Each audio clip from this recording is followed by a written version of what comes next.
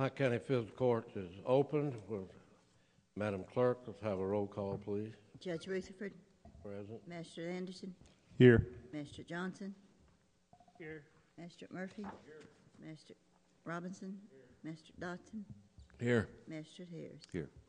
We have a quorum, and the Pike County Fiscal Court is called to order. We'll now have a pledge allegiance to flag led by a veteran, Magistrate Murphy.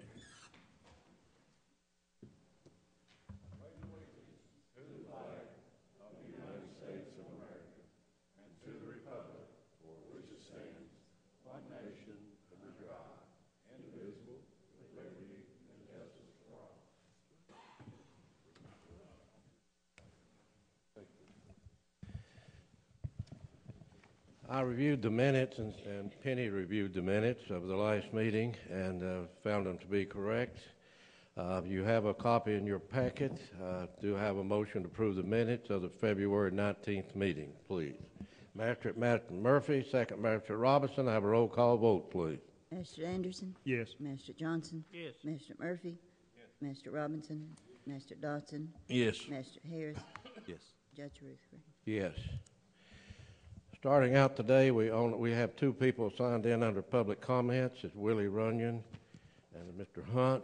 We would ask you to come forward and make your statement. Be very brief and let the court know what you are. Come to the microphone over on your right, please. And we will go on into the meeting after we get the public comments.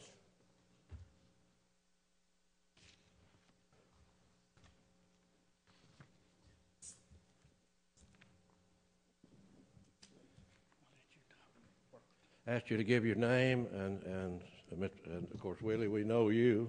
My name's Willie Runyon. I'm with the Fish Stripe Recreation Club. Go right ahead. Judge, what we're interested in is a legal place to ride. Now, we've been into this 5 or 6 years, and we keep trying to get a little help from somebody or anybody, and so far we haven't done it. I had a talk with Mr. Dotson last night, and Mr. Dotson seems to go along with us and helping us get a place to ride legally. And do you get Channel 99? Pardon? You get Channel 99 Pike TV at your home? No, I don't. Okay, that we have a program going. Judge Hayes has a program going. We're way down the road getting a place. Hopefully the media would let people know they attend these meetings to let people know what's going on in the county, not only through Pike TV, but through the local paper, to let people know what's going on in regard to our trail system. There are a lot going on.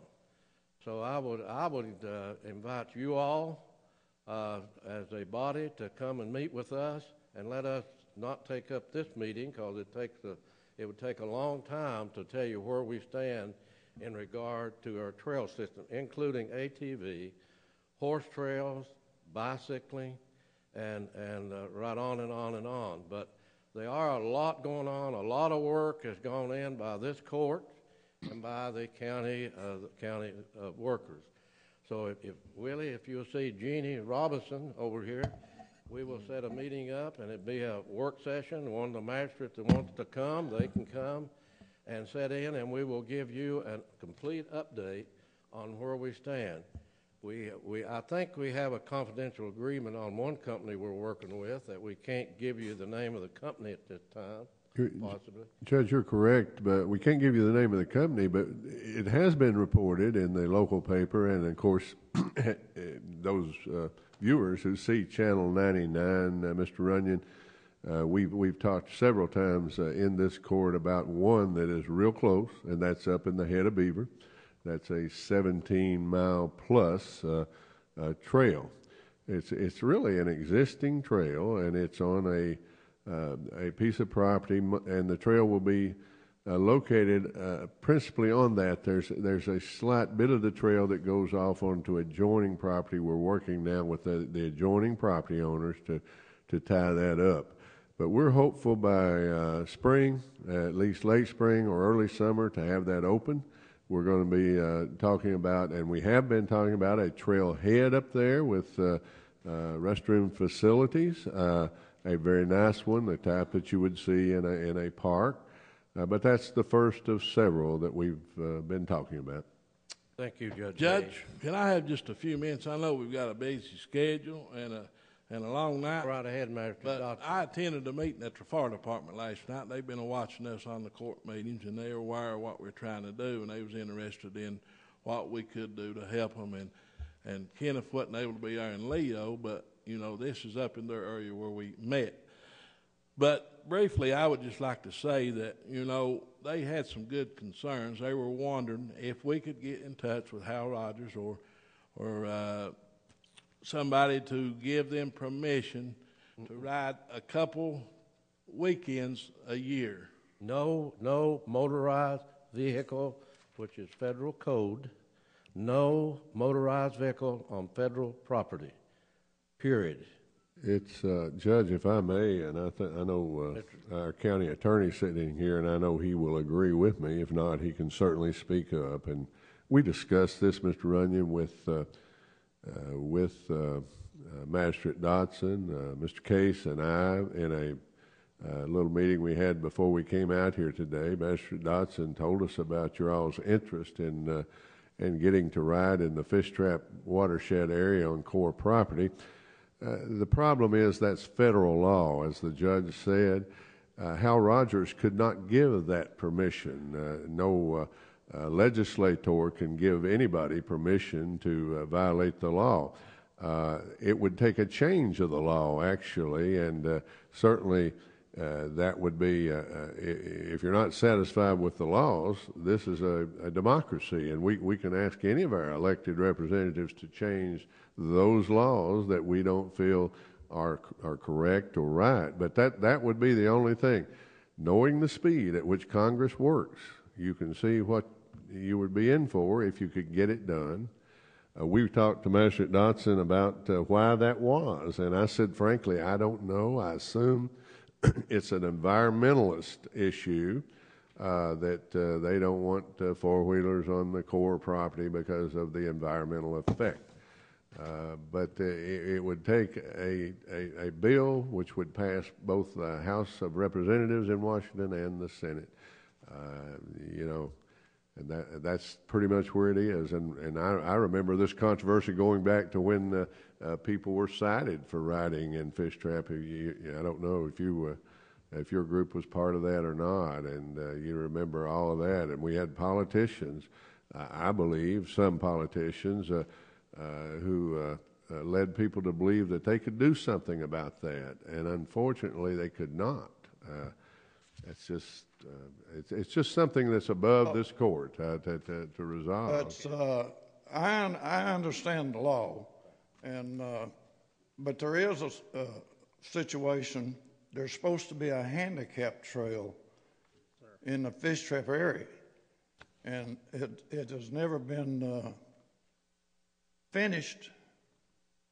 And a lot of people are handicapped in our club, and they could ride that on their four-wheelers. Mr. County Attorney. Willie, I just gave them a copy of the paper that they have hanging up at the headquarters up at the Fish Trap, and it's one that your member brought here tonight, and it designates the terms that you've got to do to ride a handicap. And Judge, I don't know where you remember it or not, but back a few years ago, there was a pretty good discussion on people being able to ride on a trail that's handicapped, and I guess it dropped by the wayside and it never did go. But that is one interest that they had, was being able to ride a four-wheeler as handicapped on that property. Mr. County Attorney. Well, Judge, aside from Fish Trap, we're interested in any place to ride. Well, you get with us and get with Jeannie. We'll be glad to give you an update. It's getting close. We're very close. As Magistrate Murphy and Magistrate Robinson and all of us can tell you that a lot of work has gone into it. Getting very close to to having a place where we can go ride. Well, could we get a meeting set up? Jeannie, over at the end, if you get with her after we finish, she'll set a meeting up. You come down and we will give you a complete update. Judge, I got one more thing, and then Go right ahead, and, Magistrate. and I'll drop this four-wheeler trail until we move on to something else. But we had talked last night about doing a summer event over on the trails that we have already established. That it's not through the county, but it's something we've already mapped out, and we're wanting to do that maybe when the weather breaks, warms up, and all of us get together and invite people out of the state to come in, like they do the horse trails, but we're going to do an ATV ride. That'll be fine. Mr. County Attorney.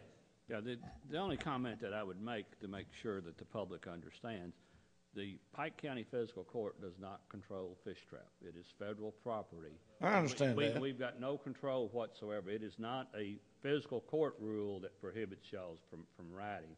So we have no control whatsoever. I understand that, but I'm asking for help anywhere, not just Fish I Trap. understand, and I can't give you a timeline, but I can tell you that Magistrate Dotson and Magistrate Harris, among probably every magistrate on this court, has been beating this drum for a long time now, and I think we're finally about to see some light at the end of the tunnel. I'm not telling Well, set us up a meeting, and we appreciate your time. Thank you very much. Glad to have you all. Willie, I appreciate y'all coming tonight to show the interest that y'all have, and I'm hoping next court meeting we'll have more. You know, if we keep this thing going, it'll happen. Thank you. We Thank you appreciate all it. for coming. All right.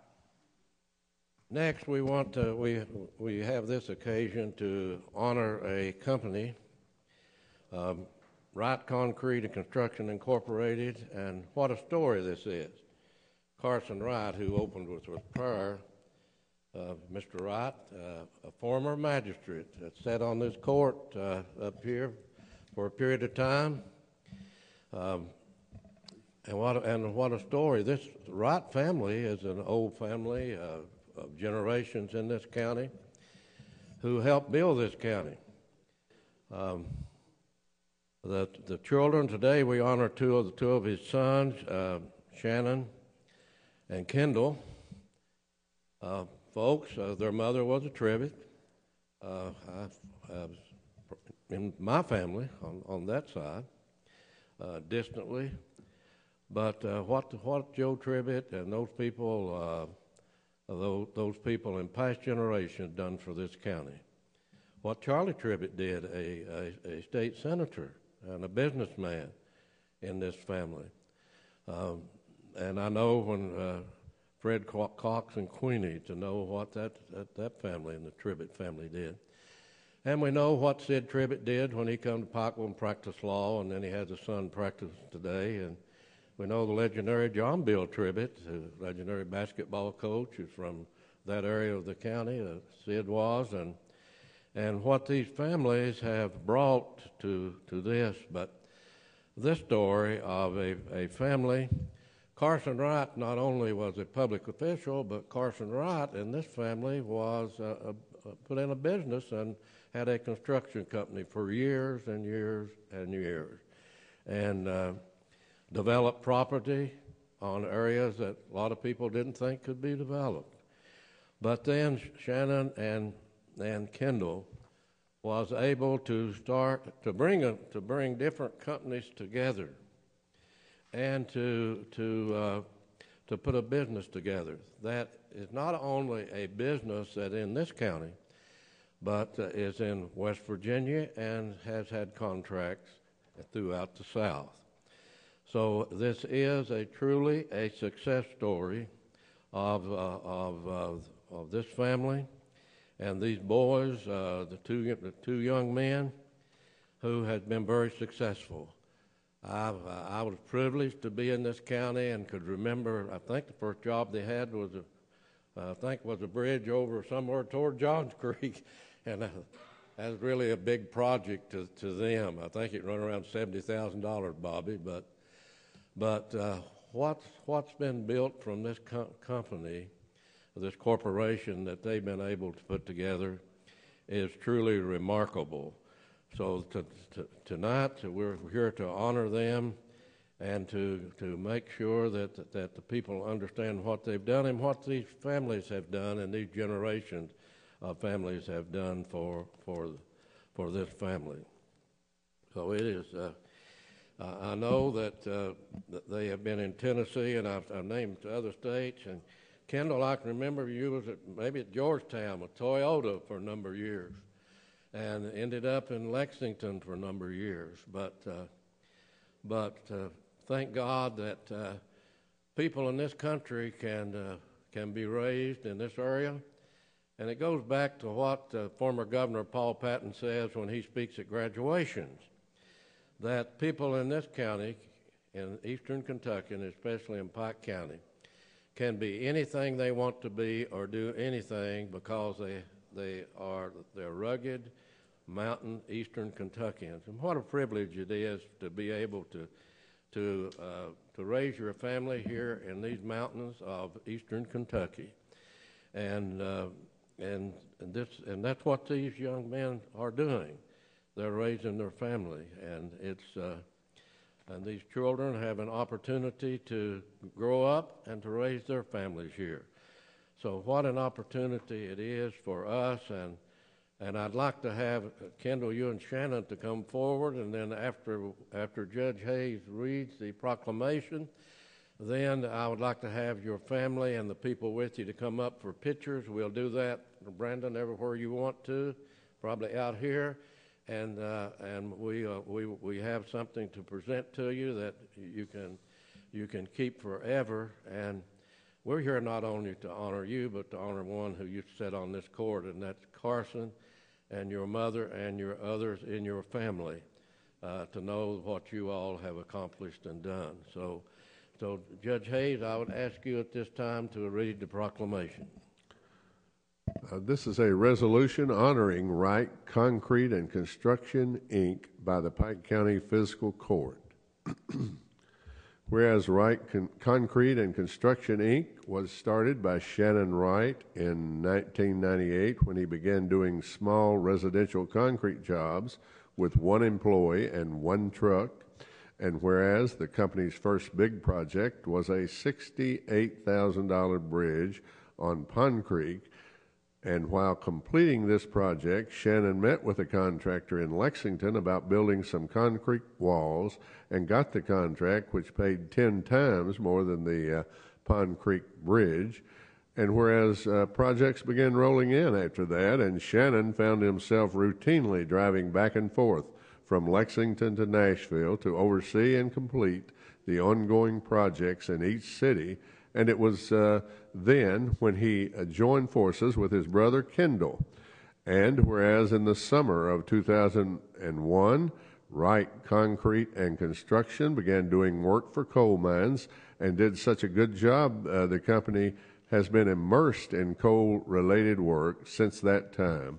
And whereas Wright Concrete and Construction is one of the only companies that serves coal mines in every aspect of concrete and has completed jobs in Utah, Alabama, Illinois, Ohio, North Carolina, South Carolina, Indiana, and Ontario, Canada, as well as locally in West Virginia and Kentucky. And several other companies have been started by the brothers over the years, and they are very active in local charities and civic organizations.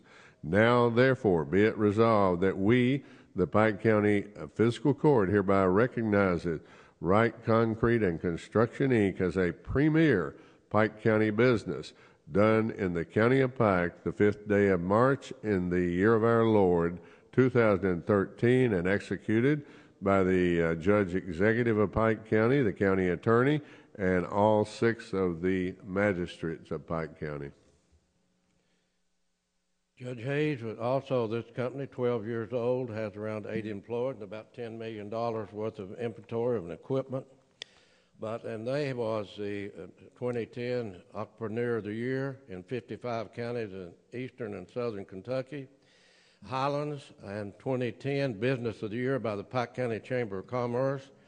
And 2010, the Best of Pikeville Concrete Construction, and 2010 Premier Pike County Business, Pike County Fiscal Court on this occasion.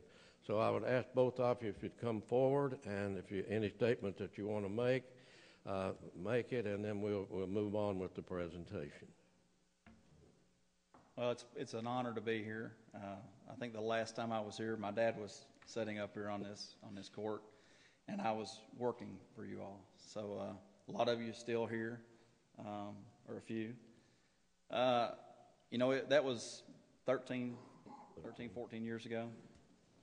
And I quit the county to do that $68,000 bridge because it was a conflict and I couldn't get that job and continue working for the county. So I appreciated, the work that I'm doing now. It originated here. What I learned in concrete. A lot of them come from Hillman's area and in the special crews. So what I learned and what got me into this was here. And I want you all to know that I really appreciate what you all do. I know that what you all do is it's thankless most of the time. You don't get a lot of praise, you don't get a lot of thanks, all you get is a lot of calls. And I understand that. I know my dad did, and I did, and it wasn't that enjoyable in the winter times and a lot of the other times. But I appreciate what every one of you all do here. We have been very blessed in this. One thing you want to say, you started from nothing. We didn't have any money, we didn't have any equipment, we didn't have anything. You want to say you started, but we started with everything because what we started with was, a work ethic that my mother and father instilled in us. And that's, with a good work ethic, you can do anything. It wasn't an education or anything else that got us to this. It was a work ethic that was instilled by them. So I'm really happy that that they're here to see it. But we appreciate everything. Appreciate what you all do. And we're going to continue. Things have slowed down considerably. We keep around 100 to 200 employees. Right now we're probably down around 100. We do have a lot of operations in West Virginia that's still clicking along pretty good.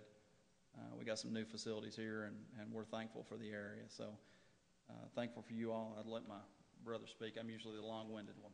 He pretty much said everything that I would have said myself. We want to thank the court for this recognition, and thank our parents for thankful that they're still here. Dad had his 79th birthday yesterday, so very blessed and very thankful. And like you said, we still got a long ways to go, but we do appreciate this court's recognition of what we've accomplished thus far. Thank you all. Master Johnson, we have a motion to approve the proclamation. Motion to approve the proclamation by Magistrate Johnson. Have a second? Second. Have a second by Magistrate Murphy. Have a roll call vote, please. Magistrate Anderson? Yes. Magistrate Johnson? Yes. Magistrate Murphy? Magistrate Robinson? Magistrate Dodson? Yes. Magistrate Harris? Yes. Judge Reesman? Yes. Have any magistrates who want to make a statement? Judge, I would like to say, Shannon, that what you just said was true. I've seen you come up and work all the years for what y'all have. And I remember when you used to be a foreman and run equipment for the county, and your dad was on the court over there, and I can remember all that. It's been a few years, but I would like to say, that I appreciate you guys going into business for the reason of competition. It's cut the price of concrete down for the county. We've saved a tremendous amount of money since y'all went in business due to having somebody else to give us a good price. And y'all have always done good work, and I'd like to say that I hope you continue and stay right with it. Judge, I'd like to say just briefly, just to thank these guys for what they've done for the county and for the economy. 100 employees is definitely nothing to sneeze at. But you guys have this is the American dream. Hard work, dedication, good upbringing with strong parents, and now you're on the cutting edge of everything concrete. And we appreciate what you all have done here in Pike County. I've seen their trucks. I've never seen this before, but they've got trucks that will pump concrete completely over a house or a structure. I mean, it just cutting edge. The work that they're doing in the mining industry is cutting edge, and we're proud to have you here in Pike County, and thank you all for all that you do. Magistrate Anderson. Judge, I would just kind of like to echo the comments Magistrate Dawson and Magistrate Harris said. You know, I've known both of these boys for many years, and Kendall and I are actually the same age. I don't know if he wants me to say that or not, but we are. You know, they, like Magistrate Harris said, you know, 100 employees, and they've had as many as 200. And I've talked to Kendall numerous times, you know, and if they have to let somebody go home or lay them off, you know, they take it personal. Well, certainly. They have been just a great asset to this county, and hopefully, you know, a lot of their businesses related to the mine industry, and that's, I think, safe to say, probably contributed to the downsize in the number of employees. But they, I'm sure, will be around for a number of years. They're very intelligent. They had a good mentor in their father, and hopefully, you know, this company is going to be around for many years. Thank you, Magistrate Anderson. Magistrate Johnson. Boys, y'all been a lot of help to this county and all the jobs that y'all furnish people, and it's helped a lot, not just the whole county and the whole state in West Virginia, but up our way, up around home. I know a lot of them fellows work for you and puts a lot of money into it. Then another thing, where you boys are hard workers. Every time I see you out working. But now y'all got some pretty good help there is your mom and dad. Now they're pretty good hustlers themselves, because I know Carson pretty well. Well, me and him got pretty good friends. And Ruby, I mean, she's a good cook. Y'all were lucky to have a good cook all your life. I've eaten both of her steak sandwiches up in that restaurant for 10 years, I guess. It was good cooking. And boys, hope you's the best. Anything I can ever do for you, holler at me. Magistrate Murphy. Yes, I just want to thank them for having their company and doing so well, keeping people working. And the key that you said was work ethic. Work ethic will prevail, and you've proven that. And I just thank you for everything you've done. Magistrate Robinson. I think there's one helped fix that road up on Rocky Road, wasn't it, where it broke off up there? And they done a good job on it. It's still standing there. So if you all come around, and we know we're on Pike TV, so come around, and Magistrate Johnson, if a magistrate's come around and I have something to you to present, and I have something to present to them, and we'll go down in front and get that over with and get back to the court meeting. Hey, Jeff, Miss Kentucky ain't done it. Then you go on. Oh, fellas, congratulations. You all had a good rootstock to start with, all right? And Carson has been one of my early and best friends. He beat you 3 votes, and you beat him. Come around. That's exactly I right. know it. Hey, Hillman.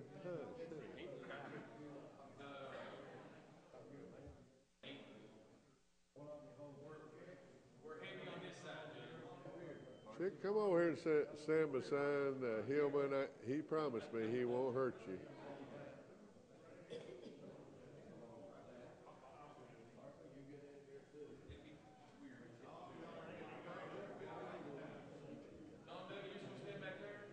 Nah, I'll get over here beside Hillman. He needs something beautiful today.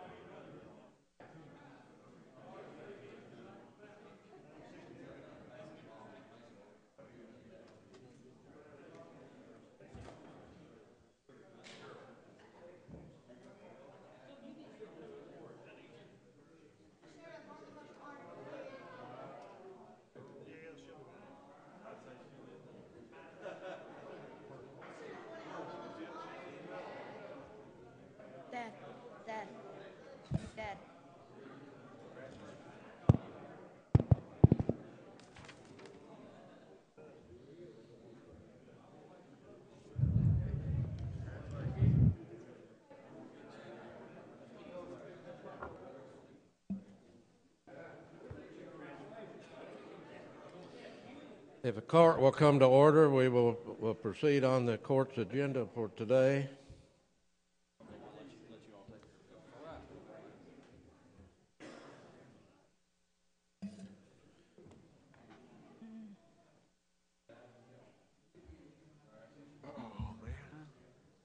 We have on the agenda next is the approval to enter into a contract with the Pike County Health Department for pre-exposure rabies vaccine. Judge Hayes. Judge, I requested that be put on the agenda. What that is the preventive vaccine for our animal shelter workers. All but our animal control officer, who does not need the vaccine. He's already had it. So it's rather expensive, but it would be a whole lot worse if we have a worker at the animal shelter who is bitten by a rabid animal. We would have a whole lot more money to pay out. This cost about, the treasurer's not here, but it's a little bit in excess of $4,000. I don't recall the exact figure. But we would, is it there, Roland? All right, here it is. The figure is $4,219.05, and that would be to inoculate 5 employees. It's something that we should have done a long time ago. For whatever reason, we did not do it. This is a contract with the Pike County Health Department. The figure that I just gave you came from Zora May, the environmental director, and they would be administering these shots. That would be the total cost, $4,219.05. And I am informed, Rhonda, that the money is in the budget of the animal shelter. The treasurer told me last court meeting that it was. Do I have a motion? Have a motion by Master Johnson, second by Master Murphy. Have a roll call vote, please. Master Anderson? Yes. Master Johnson? Master Murphy? Master Robinson? Master Dotson? Yes. Master Harris? Yes. Judge Rutherford? Yes. Brandon, I think we have on the agenda next is the contract with Kevin Jerome Prater and Mr. May. Penny, on Hillbilly Days, and you have something on the monitor to put up on Hillbilly Days. Well, we needed it, and the date of Hillbilly Days has been set. We needed that on, and of course you can get it to Pike TV and get it on this program. Judge, I'd like to make a motion that you approve that for Kevin. That's what you're wanting, wasn't it? Same thing every year. Yeah. Same contract. I make a motion we do that. And I had a question there. Okay. On these porta potties that we use out in the city during the Hillbilly Days, I understand that we're solely responsible for paying the bill on that. Is there any way we can ask the city to help us pay something on that? I understand, and of course you all read the paper, same as I do. But I understand that the city gets reimbursed, and I'm talking about the city and UMG, for anything they do at Hillbilly Days. And you all are aware of what, I'm on the board representing you all. And I guess you read where I made my normal speech every year that crippled children are not getting the money, that we have a chamber, which is a regional chamber now, that takes the money and puts it in their budget. The city manager has agreed with me when he was chairman of that board that they ought to reimburse us the same as they reimburse them. This is a county festival. Of course, this paper we got don't realize that and can't understand that. It's a county festival of this county, Pike County government, put on with the assistance of the city of Pikeville and the Pike County Chamber of Commerce. Now it's a regional chamber, and they're still involved in it. But they need to be accountability. I've worked on it for years. I went to see Frank Morris, who was 18 years ahead of the Chamber of Commerce, and on his deathbed, Hillman, Mr. Magistrate Dotson, he told me, Judge, if you ever get back in a position, fight to get the money for those crippled children. So I make that speech every year when we have the first meeting, and this time The chairman decided that he wasn't going to let me make my little speech, but I made it anyway. And told him that we need accountability. The chamber should not be getting the portion of those funds and putting it in a chamber budget. It needs to be going to those crippled children. That's what this court, right here, this body, back in the 70s, in 70, I forget the year, it's downstairs in the Heritage Hall. Anybody can go look at it. Wants to go down and invite Mr. Cassidy or anybody else for the news media. Go down and read it. I have a pre-letter in that Heritage Hall from Herb Stratton stating what they would like for this county to do. And this county did that. We could not put this festival on. It's the second largest festival in Kentucky. It draws 100,000 people into this area during those days. It is a great asset to this county, but they need to be accountability. I tried in '93 to get, and let me say this, the present members of the Chamber of Commerce, the Regional Chamber of Commerce, not one of them was around, is still around, that did this. But they can give it back. And as Magistrate Dotson says, this is a county festival. Who pays for it? Pike County government and the city of Pikeville. The chamber is only takers. They're not givers on this project. So what do? Magistrate Dotson asked a question. We provide all the porta potties. We provide all the garbage bags. We provide the dumpsters during that time. This court does. This government does. And we don't get reimbursed for that. You talk about the roof going off. When I sent a bill to the then Pike County Chamber for the 2 dumpsters they was using at the carnival because the carnival makes the most money. Guess what? They take all of that money, put it in the chamber budget, and folks, they don't need it. They represent companies and corporations. They represent companies and corporations. They got money. They got access to money.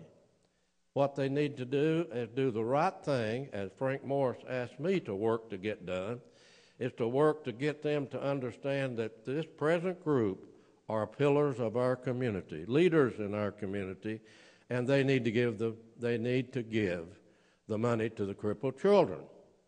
We need accountability. I tried in '93, got a letter back from the State Chamber of Commerce, said you're not entitled to any of the financial records of the Pike County Chamber of Commerce. That is ridiculous. This board, their board, ought to be doing that and let these people know where every cent of that goes. When they took over, and I say take over, they took over this festival, and it hasn't been the same festival. You can't buy your shuck beans. You can't even buy your good fish that used to be fried. They've run all the local vendors off. You can't get your fried apple pies anymore, and they charge money for the vendors. It's up to $450 for the big spaces. And when they have accountability, I'm sure it will show that part of that money's gone to that. So that, but this is a county festival. We put in the budget every year money for this festival, for those porta potties that Magistrate Dotson was asking about, for all the other things we do. I'm on the board. Bobby Branham's on the board over there. There are 2 members from the Chamber of Commerce. There are 2 members from the local Shrine Club who was operating. When we started this, county government operated this for approximately 3 years. It grew so fast, we couldn't operate it anymore. We'd walked up the street, the county attorney, myself, Frank Morris had his board waiting on us. We go up and go in and said, we have to turn this over to you. It's grown so fast. We want the Chamber of Commerce to be the lead community agency on this. We want you to use the Kiwanis Club, the Rotary Club, and other clubs. But they didn't do that. When they got a hold of it, they took it and put the money, and it went down to Knoxville and sneaked down there and signed a contract and took the carnival away from the Shrine Club, who was given 100% to the crippled children. Took that money away from them. And I again today apologize to any member of the chamber. I'm not talking about you, because you didn't take it. You wasn't around. But you're here now, and you all need to give that money to crippled children. And that is a fact. That's a fact. I'll stand up to anybody that the purpose of this fiscal court getting involved was for the Crippled Children's Hospital in Lexington, not to promote a Chamber of Commerce. Magistrate Dotson. Judge, I just heard that we were paying around $12,000 for the porta potties, and I think, that is a lot of money, and like you just said, we are giving everything we have to the children, and if they're going to run the show, they need to help pay their way. That's correct. And we need to keep working, and I'll continue to be vocal and to keep saying the children need the money. That's it. And we need to be reimbursed. Now, the chamber was to get reimbursed for even the hours that their staff spent. They was to keep a record. It was detailed to them when turned over to them. You don't use your money, you get reimbursed. You don't use one red penny of your money. What you do is you keep your time down. Then when the money comes in, you get your money back. Well, I understand. I don't know. I haven't seen it because they got no accountability. But I understand they are reimbursing the city for what they do, and UMG to clean it up. But they don't give us our money back. Pike County Tourism, when I went back, came in this term, go to the first meeting, they're not on this board. They were spending thousands of dollars, probably $15,000, marketing and advertising this. I said to the board, if they're spending that kind of money on tourism, and especially Hillbilly Days, then they need to be on the board. Then we voted and put the director of that agency is on the board today. So this is a Pike County festival. Let me say this, and I said this the other night at the first meeting. We couldn't have this if it wasn't for those people that I mentioned and the volunteers.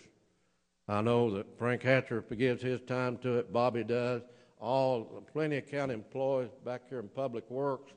They come, and all of them work during Hillbilly Days, and everybody gives their time to it through county government. And this court has continued supported the fact that we wanted this festival here and we wanted those crippled children to have the money. So that's where it stands today, and we're going to continue to fight the battle with them. We continuously have problems of getting the local paper to support things like this, but that's the things they ought to be writing editorials on, not the things that they've lately been writing about. That's the things that they need to get behind and say, look, this is proper, this is the right thing to do, is get the money for the kid. But lately they've been taking the other side of about every issue that's good for the people of Pike County. So thank you, Judge, for them words, and you got a motion for me to go ahead and accept. Got a motion for Kevin Prater to spend the $2,500. There we go again, spending money. Second. And we got a second by Magistrate Anderson to do what we do every year and provide out on the courthouse square a place for the old-time music. So now we have a motion and second. Madam Clerk, have a roll call vote. Magistrate Anderson? Yes. Magistrate Johnson? Yes. Magistrate Murphy? Yes. Magistrate Robinson? Magistrate Dotson? Yes. Magistrate Harris? Yes. Judge Rutherford? Yes. Need to adopt a resolution for authorization for Pike County to participate in the Hazard Mitigation Grant Program under DR 4057 and permission for the County Judge Executive to execute all documents. And Jimmy Kaiser, would you update us, and the County Attorney then can make a statement also. Yeah, this is a resolution to let the judge sign all the papers that's needed to get this grant going. I think this is two more properties, Judge, that didn't exactly fit some of the other grants, and this is to allow 2 more buyouts. Let's see, one of them was McCoy, and the other one was, Pardon? one was a McCoy, Walters. and then the other one was which one? Walters. Oh, yes. These was well needed. We're blessed to get these in that program. Jimmy and I, when we first discussed it, we thought they wasn't going to take any more, but they had situations that they was due consideration, and they did get the consideration. So this will help get them in that program so that they can be taken care of and get them moved out of the floodplain. Do I have a motion? Motion, Master Robinson. Have a second? Have a second. Have a roll call vote, please. Master Anderson? Yes. Master Johnson? Yes. Master Murphy? Master Robinson? Master Dodson? Yes. Master Harris? Yes. Judge Rutherford? Yes. We have the first reading of a flood damage prevention ordinance for Pike County. And first, we need to state what it is and the purpose of it. And Doug, or you or the county attorney, go right ahead. No, actually, this Or is Jimmy Mr. again. Kaiser, any of you that wants to start it out. Judge, the FEMA maps have been updated, and this is merely to adopt those maps as the official maps. Jimmy can explain it in more detail, and I'll do a first reading of the ordinance. Yeah, anytime we get our new floodplain maps, we have to get the minimum standards that FEMA requires the county to do. And so they have a ordinance the state does that has all the minimum requirements that FEMA requires. And then every time we get new maps, we update our ordinance, which is pretty well the same ordinance. We just put our map dates and stuff in there to make them maps official. Good. Any question? Judge, If no question, do I have a motion? Mr. County Attorney. This is a first Reading, don't need a motion. This is first reading in summary form of an ordinance.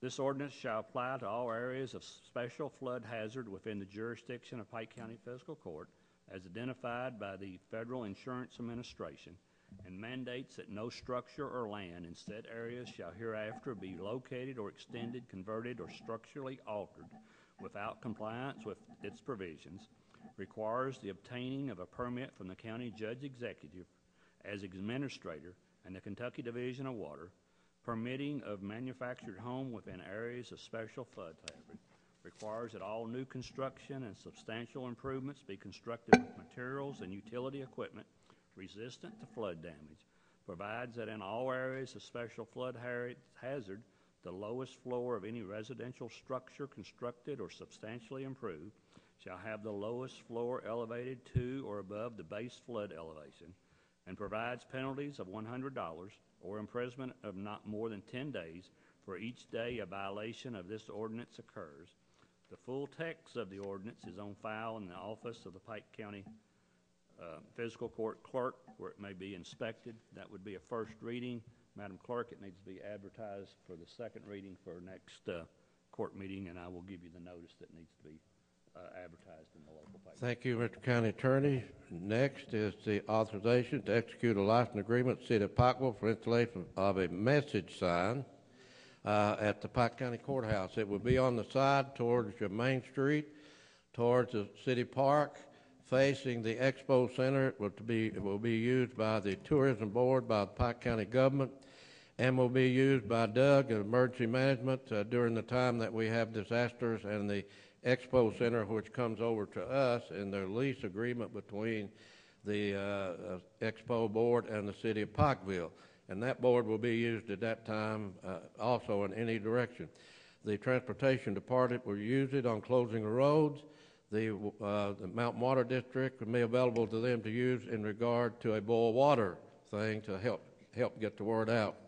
That, as I stated, that will be, and Mr. County Attorney, you might explain why it is a licensing agreement, please. Judge, it's a license agreement because the land is actually owned by the Commonwealth of Kentucky, and the Expo Center, which is now operated under I think a 99-year agreement with the City of Pikeville. But in any event, the City of Pikeville was amenable to letting the county use that particular land, and at first we thought an easement would do, but then we thought about it, and really a leaseholder can't execute an easement, so we're doing a temporary license. It has been prepared. I have reviewed it, and it would give us a license to use that property, and I would recommend that the court I have a motion, Magistrate Anderson. Motion. Motion, Magistrate Anderson. Have a second, Magistrate Robinson. Have a roll call vote, please. Magistrate Anderson? Yes. Magistrate Johnson? Yes. Magistrate Murphy? Magistrate Robinson? Magistrate Dodson? Yes. Magistrate Harris? Yes. Judge Rutherford? Yes. By act of the Kentucky General Assembly, I am the chairman of the AOC Board.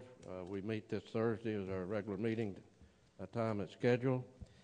But we are, the judicial building, Bobby Branham, I think, is about, 80% complete today, or a little bit more, I'd say. Maybe you're getting close up to the high 80s.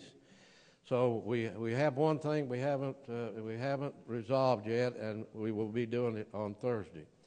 We're working with the city in regard to the traffic flow, and I had added, when we first had this board came to us, the city of Pikeville was not on the board, listed as being a sitting member of the board of this judicial center, which Pike County will own. They wasn't on the board, and I told the Chief Justice, the other Chief Justice, not this one, that they had to be on the board because it was taking almost a city block to build it, and it was going to be blocking the street and the flow of the traffic. Well, as we've looked at the flow of the traffic, we know that that Division Street, and you all know where it is, and it's up on the screen, you can look at it, that we're taking the parking off of the street where the parking is today, and it will be moved by this AOC board at our meeting, and I have talked with the city manager, and Jeannie has put it on, and Rose has put it on the agenda, and it will be brought up and approved at that time.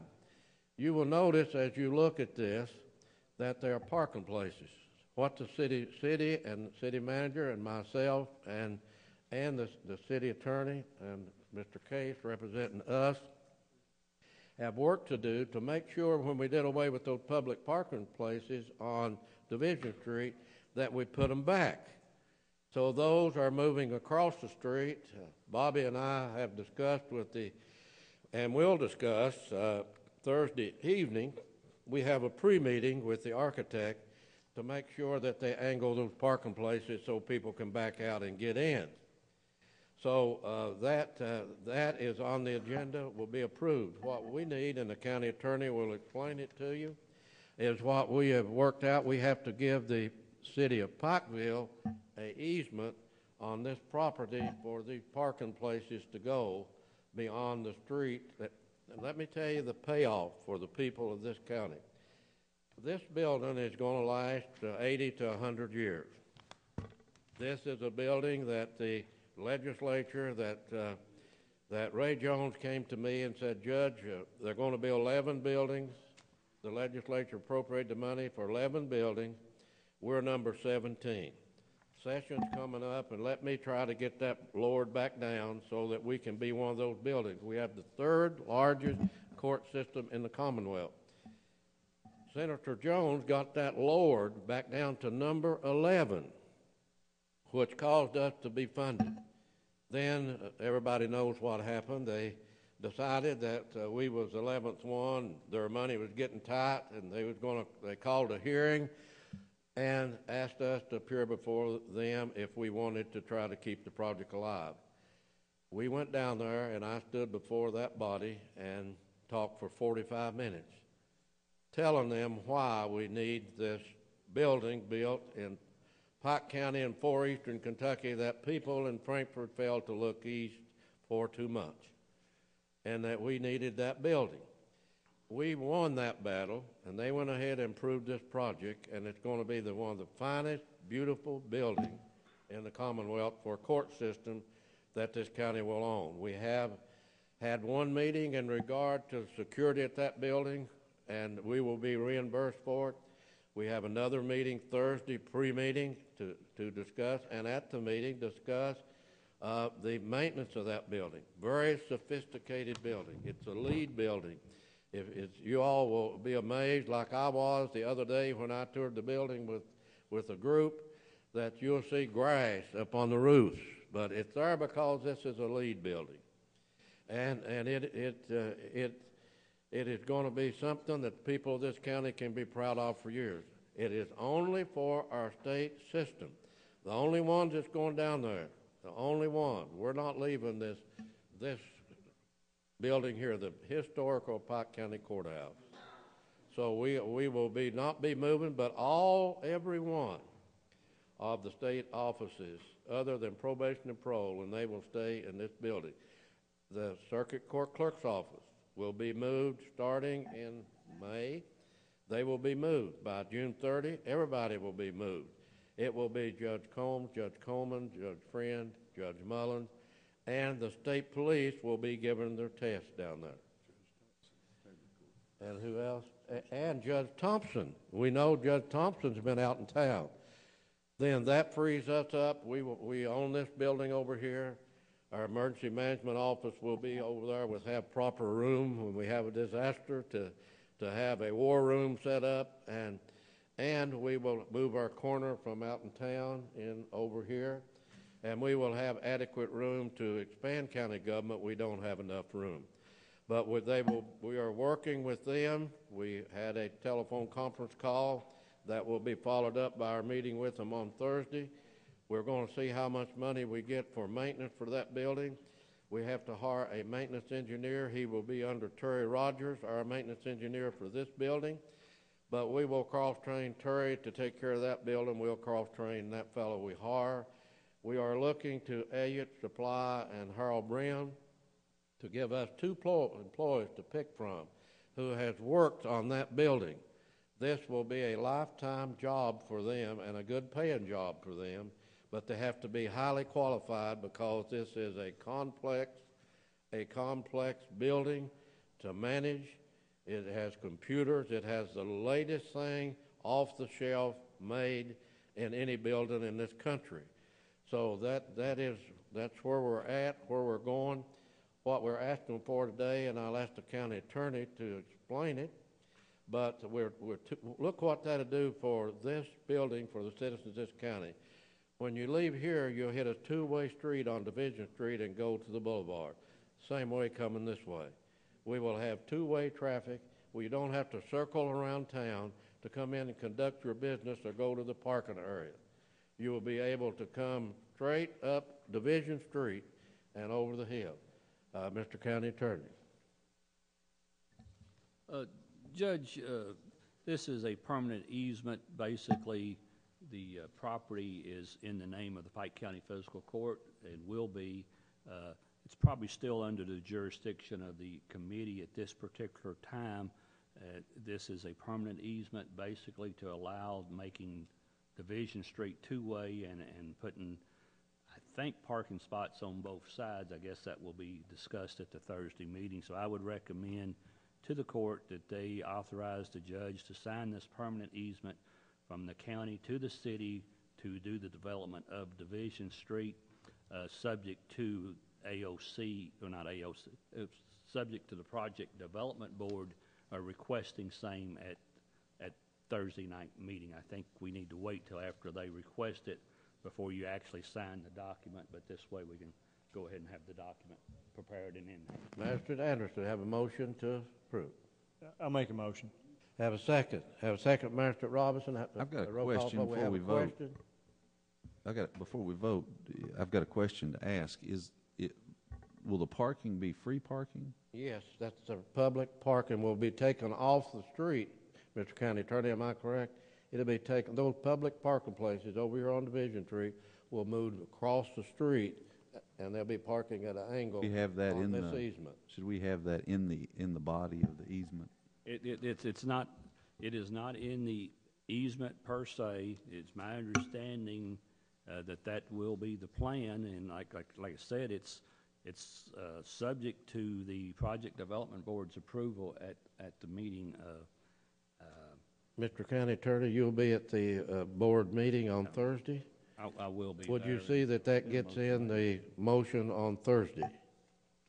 Yeah, I can tell them at the meeting Thursday that it's subject to it being free parking. I'm sure there's going to be I would be surprised if there wasn't a 30-minute or a 1-hour time limit on it, though. But That's acceptable to me. I mean, it's Magistrate Anderson's motion. I mean, I'll leave it up to him if he wants to amend it, but it would make me comfortable to have it somewhere in writing that it wasn't going to be, that they weren't going to put meters up and charge people to park on those areas. I would be surprised since the city doesn't have meters anywhere else in town anymore, so I think... Well, they don't now, but maybe they will in 10 years or 15 years or 20. This is a 100-year project, and it would be probably beneficial to us, behoove us to think in advance and have something I can written. ask that would be an easy fix. I can ask that be put in the easement. Magistrate Anderson, you amend your motion to have the county attorney, who's going to be present at the meeting, to raise that issue and make sure it goes in as part of the record. So amended. Have a motion to second. Madam Clerk, have a roll call vote, please. Magistrate Anderson? Yes. Magistrate Johnson? Yes. Magistrate Murphy? Magistrate Robinson? Magistrate Dotson? Yes. Magistrate Harris? Yes. Judge Rutherford? Yes.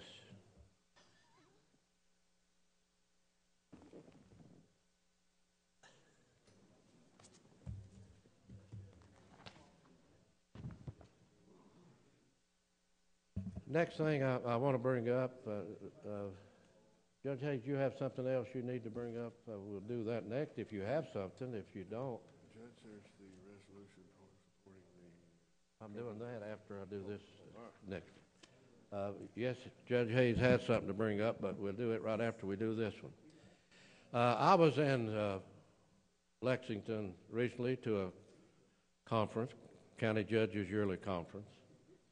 Mandatory that we attend. I was there with the members of this fiscal court because and it was I thought it was one of the best informative sessions that I had been to in a long time. My office received a call from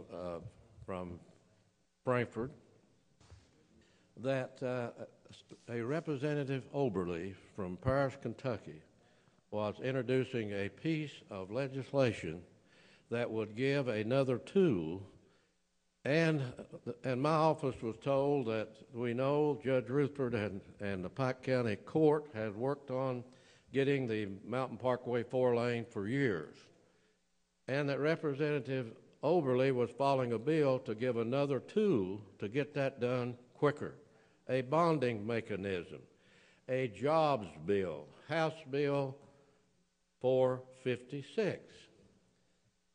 So I received a call from Brandon Roberts and told me that I had received the call, talked to Bobby Branham about it. And I told Brandon, get me a synopsis of the bill, fax it to this hotel, I'll go down and get it. When I'm out of conference, I'll go get it, sit down and read it. I read the synopsis, and it was a tool that could be used to 4-lane the Mountain Parkway and bring jobs, much-needed jobs to Kentucky. And Brandon then issues a news release, taking the synopsis of the bill that he had to the news media. Everybody accepted but the local paper over here.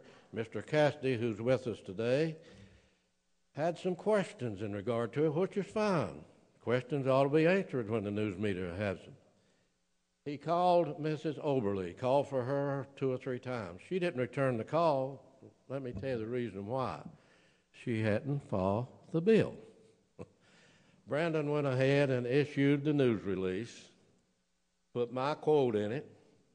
Then that goes to the local paper over here. Mr. Cassidy, who's here today, chose to write a story in regard to it. And then that newspaper had the gall to turn around and put the judge's glass house, faulty press release. Well, I don't see the egg on Mr. Cassidy or Mr. Vanderbeck's face when he was here, but it ought to be. What they ought to wrote the editorial about, that they supported the 4-laning of the Mountain Parkway, which everybody in this area, everybody had worked for years and years. But that's the mentality of this paper. You got Mr. Vanderbeck, he don't have a degree in journalism. You got Mr. Cassidy sitting back there, and he don't have a degree in journalism. You got a fellow sitting over here with a degree in journalism and past editor of a paper, an editor of a paper. And he gives out a news release as the best he could, and then they turn around, and it is a disgrace to have the people of this county have a newspaper that would write and raise these questions over a press release. I mean, it is absolutely ridiculous. So that I wanted to bring that up. Let me give you the rest of the news. And you'll see Leslie Combs' picture here beside of Miss Overby, and you'll see a picture again on here. Believe it or not, Mr. Cassidy, she was a co-sponsor of that legislation, along with most of the representatives from eastern Kentucky. But Leslie Combs was the first one that she got to sign as a co-sponsor, our own representative.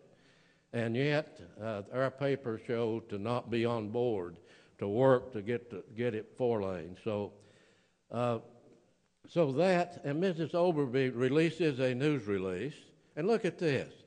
Everybody knows Jim Booth, but he happens to be President, Mr. Cassidy, of the Kentucky Chamber of Commerce. He come out and supported this piece of legislation. They did it as a board, as a motion. Jim Booth and the Kentucky Chamber of Commerce endorsing their own local paper up here, writing stories like we had on it and not having the support.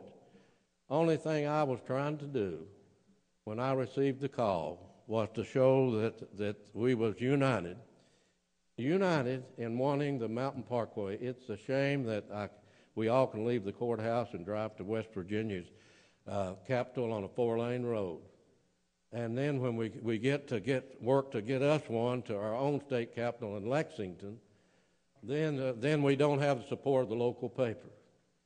And I just don't understand it. Then when she issued the news release, Mr. Cassidy and Mr. Vanderbeck got a little egg off their face. They could have, and I hope, Brendan, you put it on here, the story that they wrote on her release.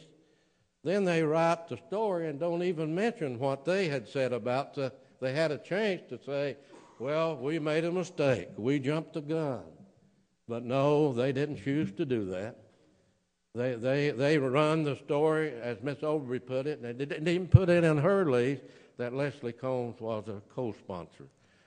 So, Judge Hayes, let me say what else we've got. I received a call from over in the state of Virginia, and we do work in our region. We don't look at borders.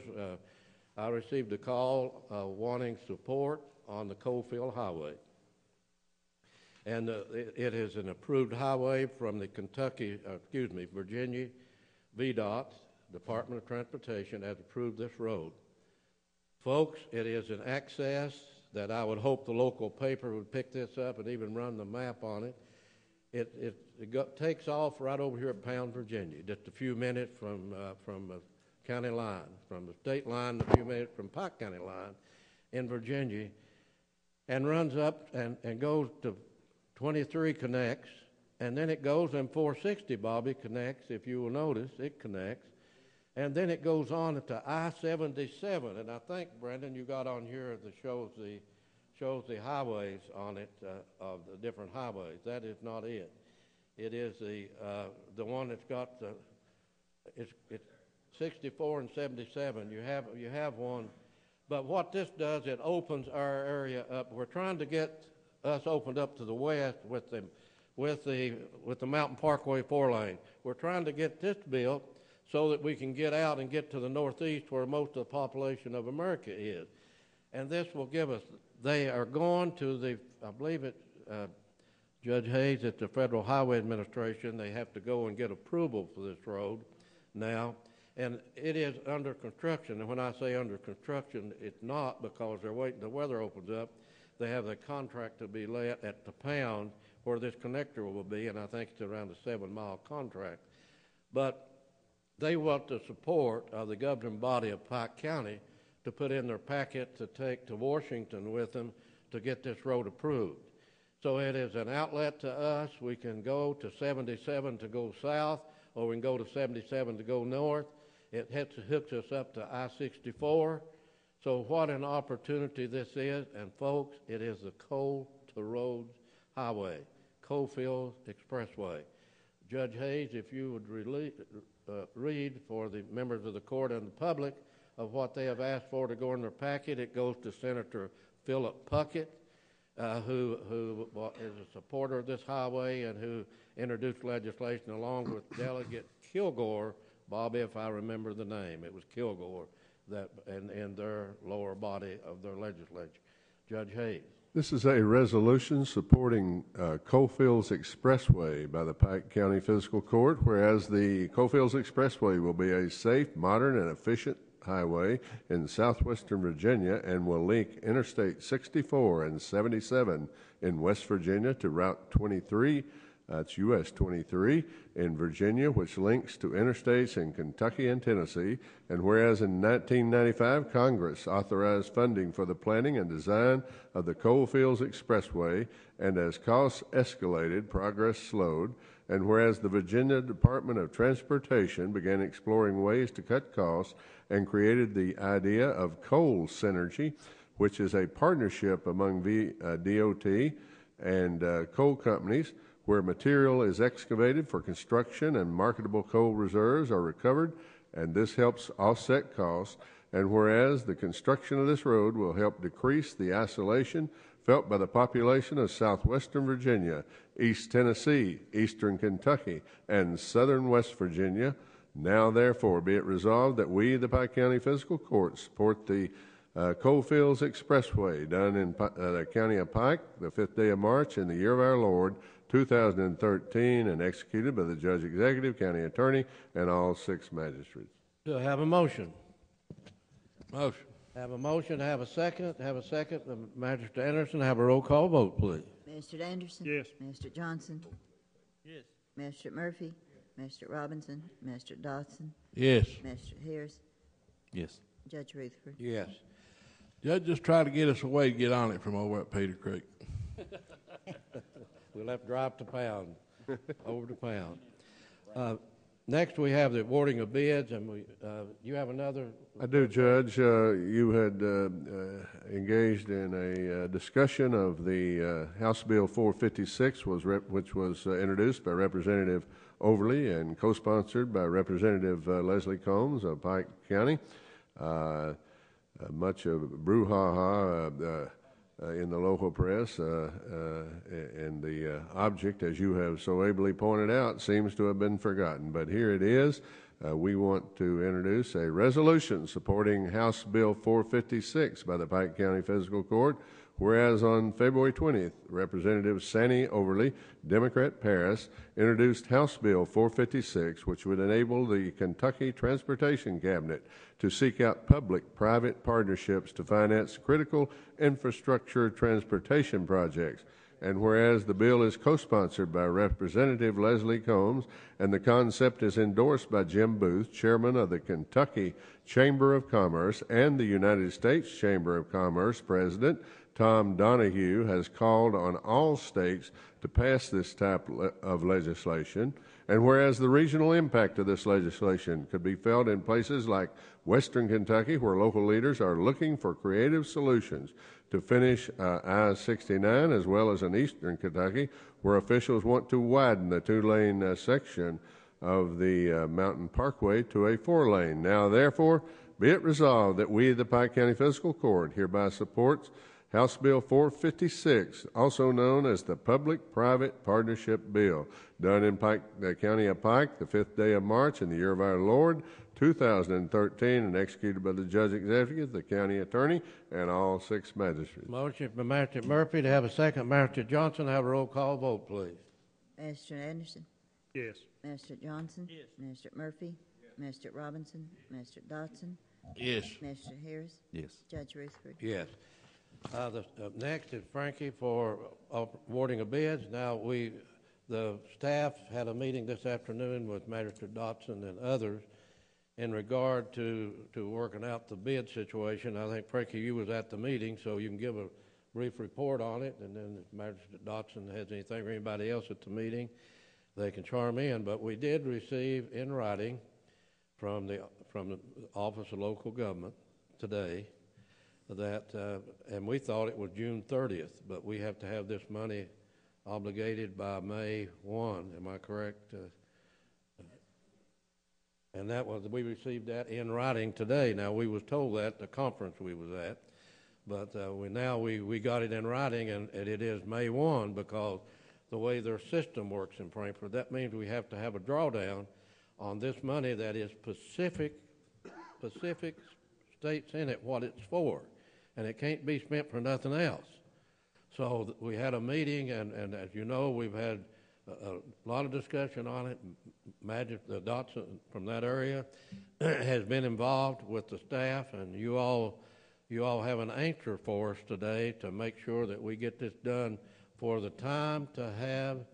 And Judge Hayes, I think you chaired the meeting. If you want to start it, then I'll start it, and then Magistrate Dotson can chime in and correct all the mistakes I make. But essentially, we agreed to do this. We're concerned about a trailhead facility that's over in the Hatfield-McCoy Park on Blackberry, and the facility there at that park would qualify because there is an ATV trail that is planned for that area.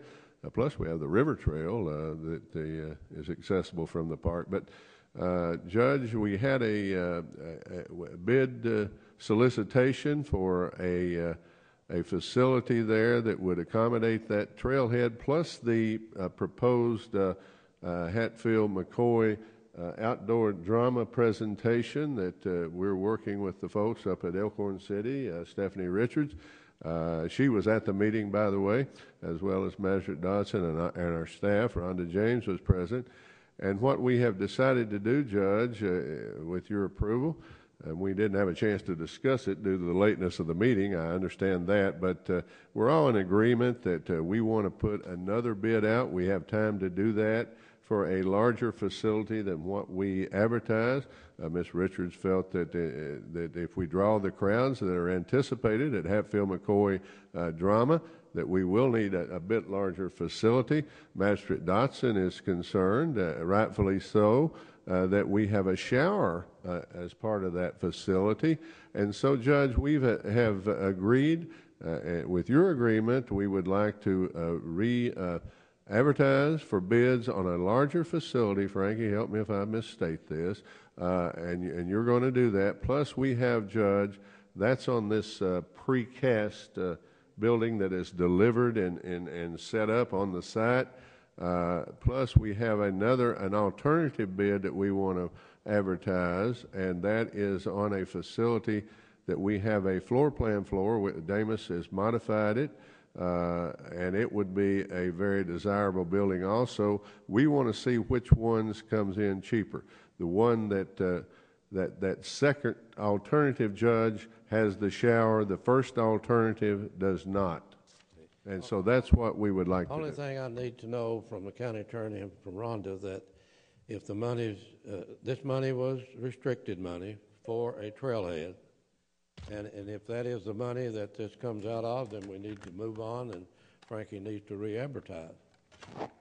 Mr. County Attorney, and to Rhonda. Rhonda can probably address it better than me, but it's my understanding that Rhonda, in conversations with one of the administrators of the fund, that we feel like this would qualify and meet the memorandum of scope of work, I guess. That's correct. And Judge, one thing I neglected to speak on, there's another facility that we need to build over there, and we discussed this in the last meeting. That is a dressing room facility. That facility also would need a restroom. Magistrate Dotson provided a drawing that we all agreed would be good, and we have now we can't use any trail money for that, Judge, but we have, I believe, Rhonda, approximately $34,000 in an account that we can draw from that this building, of course, could be qualified for. And I think Magistrate Dotson did an excellent job. I don't know if he drew that or if his wife drew it, but it's what Ms. Richards said that would be appropriate. It would be built behind the existing stage facility that the county built on that park that Magistrate Dotson got done, and it would match, the exterior would match, Judge, and so all in all, we feel like we're in good shape. By the way, the bathroom facility would be on the same side of the road, convenient to the stage area for the hopefully the overflow crowds that attend that production, and we think our county attorney Roland Case was there, and we think that that would be a permissible use. It's out of the floodplain area on that property. And Jimmy Kaiser, our floodplain coordinator, came in and we discussed putting this restroom facility and the dressing room facility on that property. We don't think we're going to run into any or afoul of any deed restrictions. Now, Master Dawson, that's rough lumber, and was the money available to get that? Yes. Money's available, okay. So, Frankie, they drowned me and you out. So now you can tell us what you're going to do. I don't feel like no Long Ranger, honey. I didn't say nothing either. Let him say something. You hurt his feelings here. I'm through. Judge, of the two bids that I did have to present to the court today, the one that you were talking about was bid number 2 of 2013 for a precast concrete flush building for the Hatfield-McCoy Park. Like you were talking about, we had a discussion at a meeting prior to this court meeting. I would ask that bid be tabled until the April 9th meeting, and then also ask permission to bid out that same bathroom 2 different ways. That way, at the April 9th meeting, we can untable this bid and then present the bid results of those other 2 bids. And then, based on the bid results, the court can decide which way they want to go then. The 2 options, like you said, was for a larger precast bathroom, and then another one would be like a constructed bathroom with showers. Okay, Magistrate Dawson, have a motion. Judge, the only thing I want to do before I make a motion is explain the reason of the showers is that we're going to make this a combo for trail system plus the park amusement for the play, and that qualifies us to be able to get the funding from our trail system money to do that. But I'd like to make a motion, and I thank your staff for putting up with me and my arguing with them for about an hour and a half back there, but everything come out beautiful. Frankie, go. I also have another bid to present before you call row. Bid number 1 for 2013 is an illegal dump cleanup on Sookies Creek Mountain. We received 3 bids. Bid number 1 is York Smith Construction of Pikeville. Bid amount $29,800. Bid number 2 is Larry Young of Varney. Bid price $14,900. And bid number 3 was Norson Enterprise of Freeburn. Total bid price of $14,400. And my recommendation would be to award the bid to Norson Enterprise for the total bid amount of $14,400. Do I have a motion on the recommendation? Motion. Motion by Magistrate Johnson. I have a second. Have a roll call vote, please. Judge, second by Magistrate Dodson. We got a motion on the floor for the first bids, and we didn't have a second. We didn't have a roll call. That is second. That will be, I think Frankie asked that be tabled, so we don't need a motion. Will be tabled. Okay.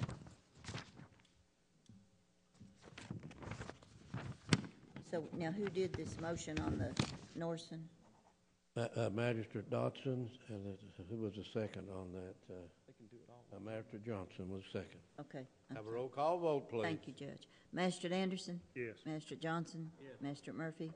Magistrate Robinson? Magistrate Dodson? Yes. Magistrate Harris? Yes. Judge Rutherford? Yes. Mr. Stacy, you have anything else? Magistrate Roadwork, Magistrate Anderson, motion. Have a second. Magistrate Robinson, have a roll call vote, please. Magistrate Anderson? Yes. Magistrate Johnson? Yes. Magistrate Murphy? Yes. Magistrate Robinson? Magistrate Dodson? Yes. Magistrate Harris? Yes. Judge Rutherford? Yes. Magistrate comments. Magistrate Anderson. I don't have any comments, Judge. Magistrate Johnson. Hey, excuse me, Judge. I don't have anything. I just want him to make that bathroom big enough over there if he's going to take a shower in him. Magistrate Murphy. No comment. Magistrate. Judge, the gentlemen from 2, 3, and 4 have yielded their time to the magistrate in District 5. That's right. So, thank you guys. Magistrate. Judge, I would like to say that. We got 10 minutes. First thing, you know, we're all tickled to death to get our ambulance service back in Phelps area. Well, we worked on that. You worked hard on it. You was John part of it. and Doug, but I think everything is going to be good. They've already started doing work on the building, getting ready to move in probably this week, the way I understand it. But I just want to let you know we appreciate that so much. And, you know, this week, I didn't know it, but somebody called me and said somebody put a bad report in there about me and you in this court about in the newspaper about where we had took money away from our children and give it to the senior citizens. Matt, I'm going to interrupt you 1 minute. Go ahead, and I'll give you about 10 minutes. I want you to go on. This paper over there hired a disgruntled county employee as an employee of that paper over there and put him to work over there as a writer. So what comes out in that paper wouldn't surprise me one bit. Because we pardoned the fellow, the body of this court, he got one vote. And now go ahead and tell him what you started telling about what Mr. Vanderbeck's paper put in. I went and bought one of them papers to see what they'd said about us. And this guy that lives over in Pikeville, I think his name is Greg Blankenship. And he couldn't understand why that I made a motion to take money away from our children and give it to the seniors. And I'd like to invite Mr. Blankenship to come to the court meeting, and we'll explain to him why we're doing these things. You know, it wasn't that we took anything away from anybody. This money was laying there for a gymnasium. It wasn't for schoolwork or lunch programs or whatever. And the school board told us that they had enough money to finish this project. And this was extra money that was laying there, and our poor old seniors that we have out in the county was subject to maybe losing their lunch programs or being cut back on their daily routine. So all we done was make a motion to transfer some money from one pot to the other. And our board meeting we had the other day with the school board, they agreed with it. And you know, I just want to let Mr. Blankenship know, if he doubts my track record, to go back over the years which I've been magistrate and see how many parks and how many recreations that we've been able to build in District 5 and how many, we've got 3 senior citizen programs in District 5. And, you know, my whole goal is being our seniors and our children. And if we can take care of them, we as adults should be able to take care of ourselves. But you know, I would like to tell Mr. Blankenship that I really appreciate his interest in the court. You know, evidently he's watching our meetings or somebody's telling him about him, but I'd like to invite him to come out sometime. We had proper representation from the paper, but you can't tell when he leaves here today what he'll go write, and he's sitting here listening to it. You can't tell what he'll go there and it'll be in the paper in the future. You have no idea, because it's all negative. All not positive or nothing. And us living in the most progressive county and the most progressive city in Central Appalachia and don't have the support of a local paper.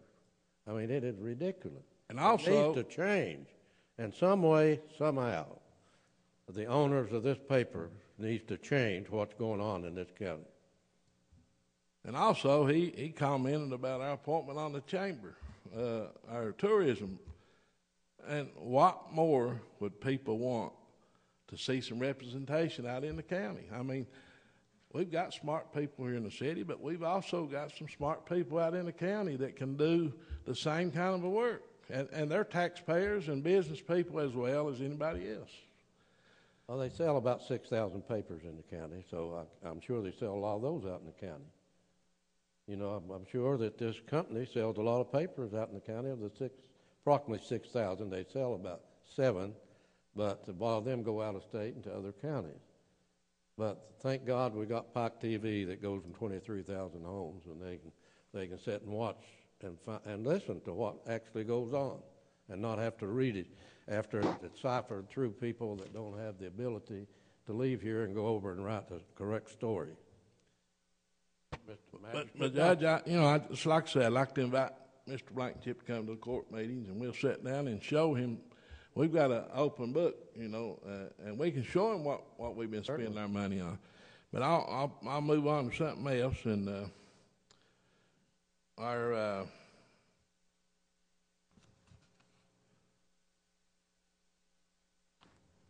The judge, while Hillman's finding, he's moving on. I just got a speed limit petition Frank gave me. Okay. We got to turn that in. Madam Clerk, make this part of the record, please. Speed limit petition. Got a speed change request, Mr. Hatcher. Make it part of the record, and Hatch will follow up on it. Magistrate Dotson. Judge, you know, I'd like to also say that I hope you've heard something from 632 194 from Phelps to Pikeville. I don't know if you have or not. But we brought it up again. We were meeting with Kevin Dameron, the secretary, and we bring it up every opportunity we get. It will be on the agenda, and I'd like to and I'm sure Hatch would too, congratulate Ms. Holbrook on her appointment yesterday.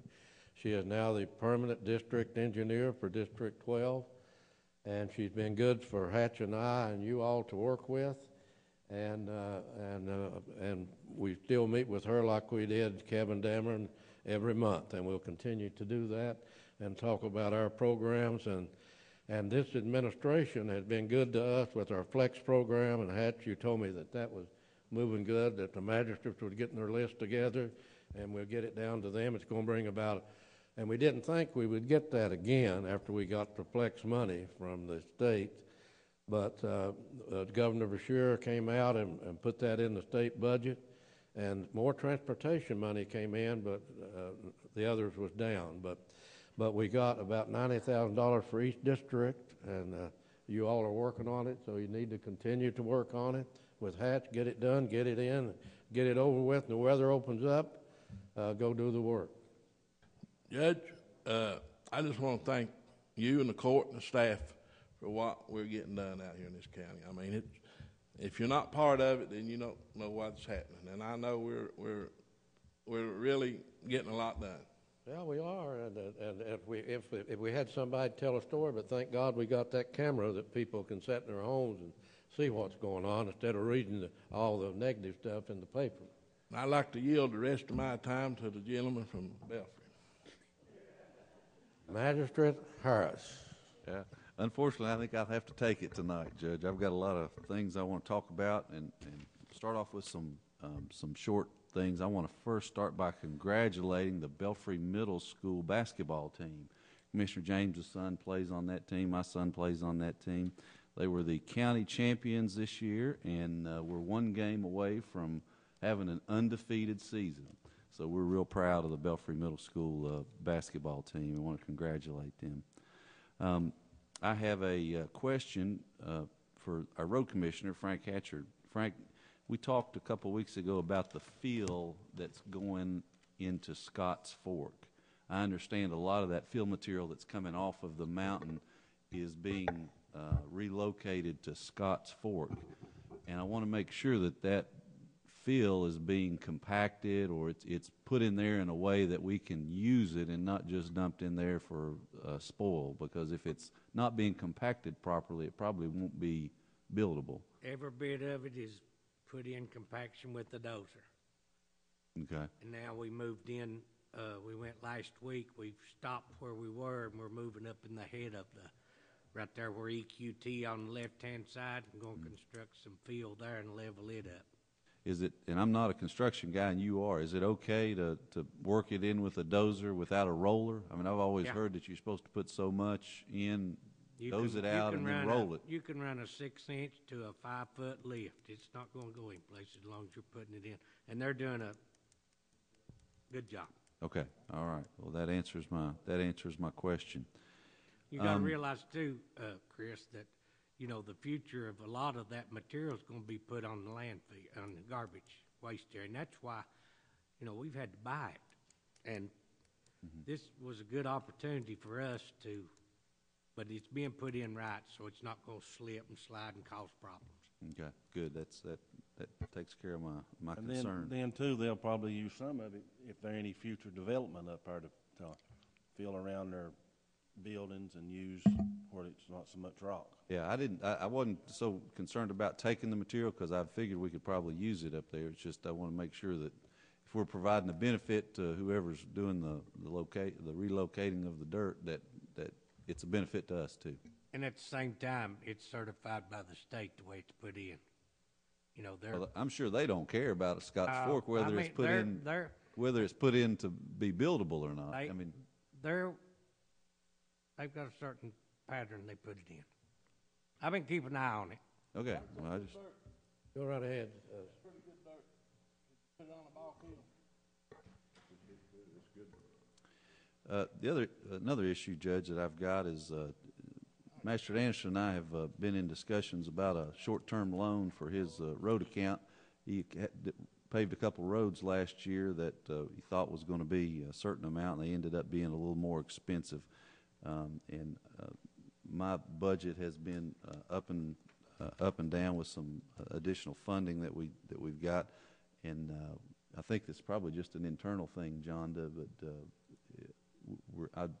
I'd like to loan District 1 $30,000 to get through this budget cycle. All we need, I think, is a motion to transfer, isn't it, Madam Treasurer? Is that what you need?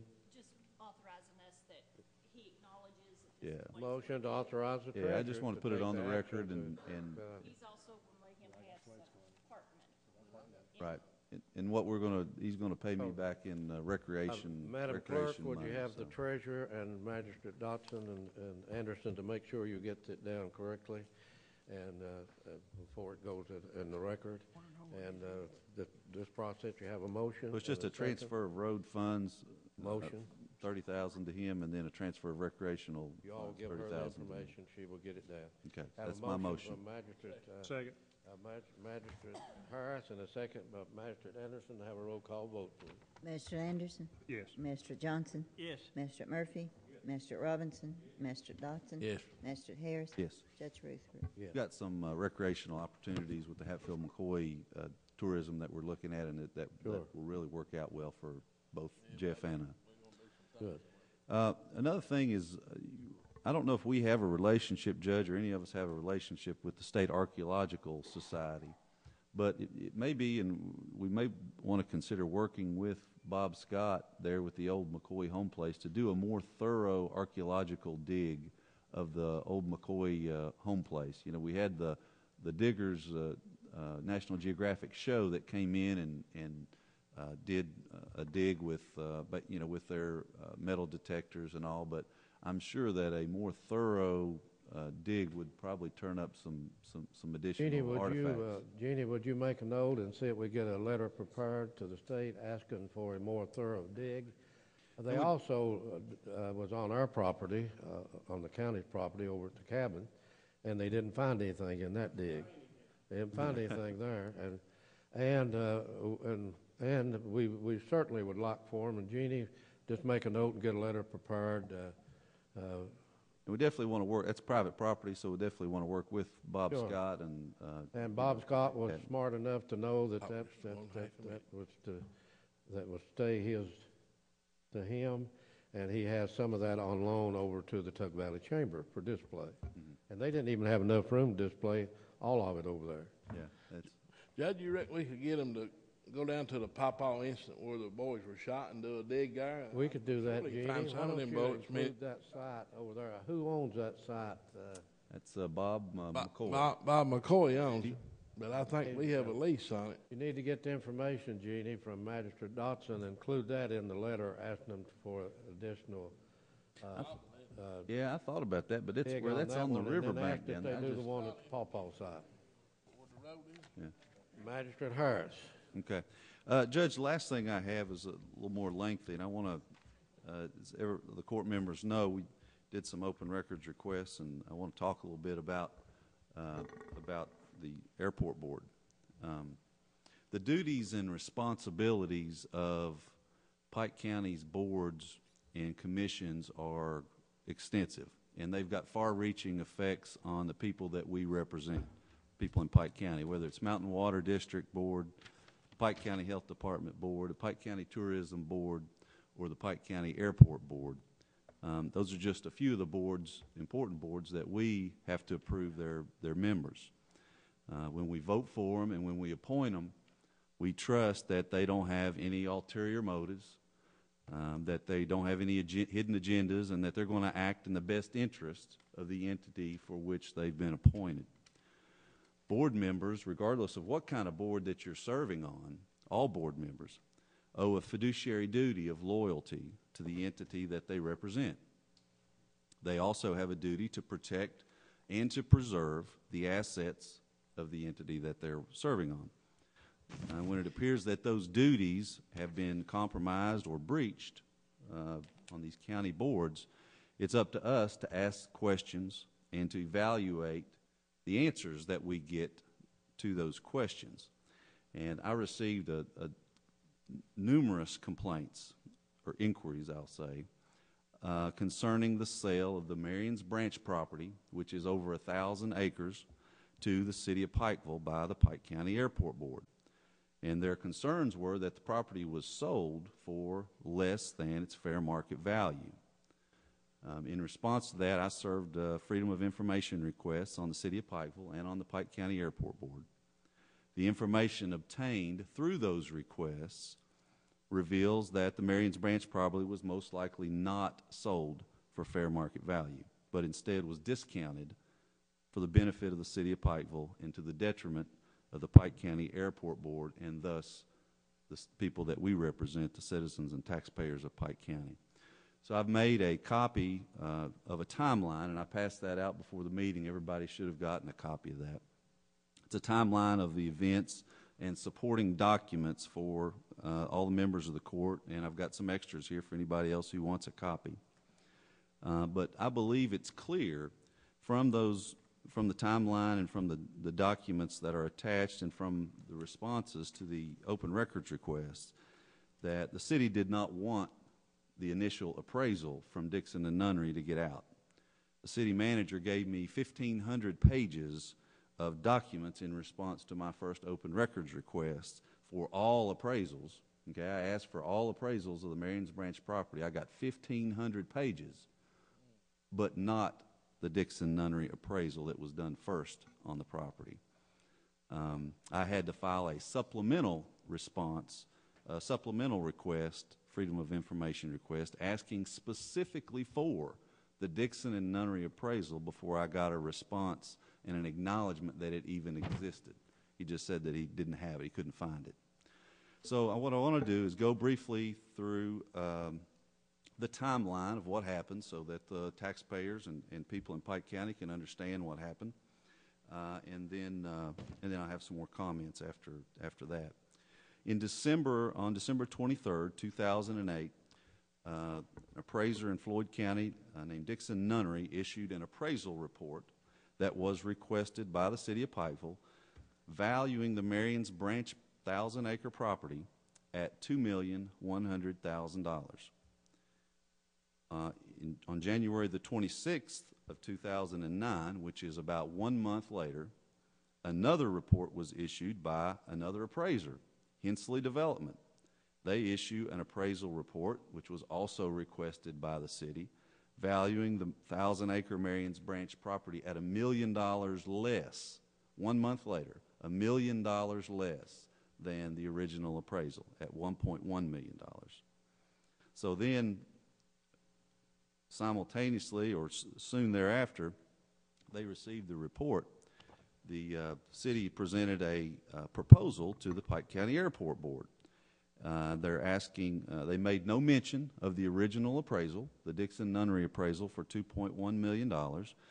And instead they tried to acquire the property from the Airport Board for $1.1 million using the new Hensley Development appraisal. That effort was rejected by the chairman at the time, which was Mike DeBourbon, and the other members of the Airport Board because it wasn't fair market value. They didn't believe. So what happened next is in May of that same year, a few months later, Mike DeBourbon was ousted from the board after 24 years as a member. He was a chairman of that board.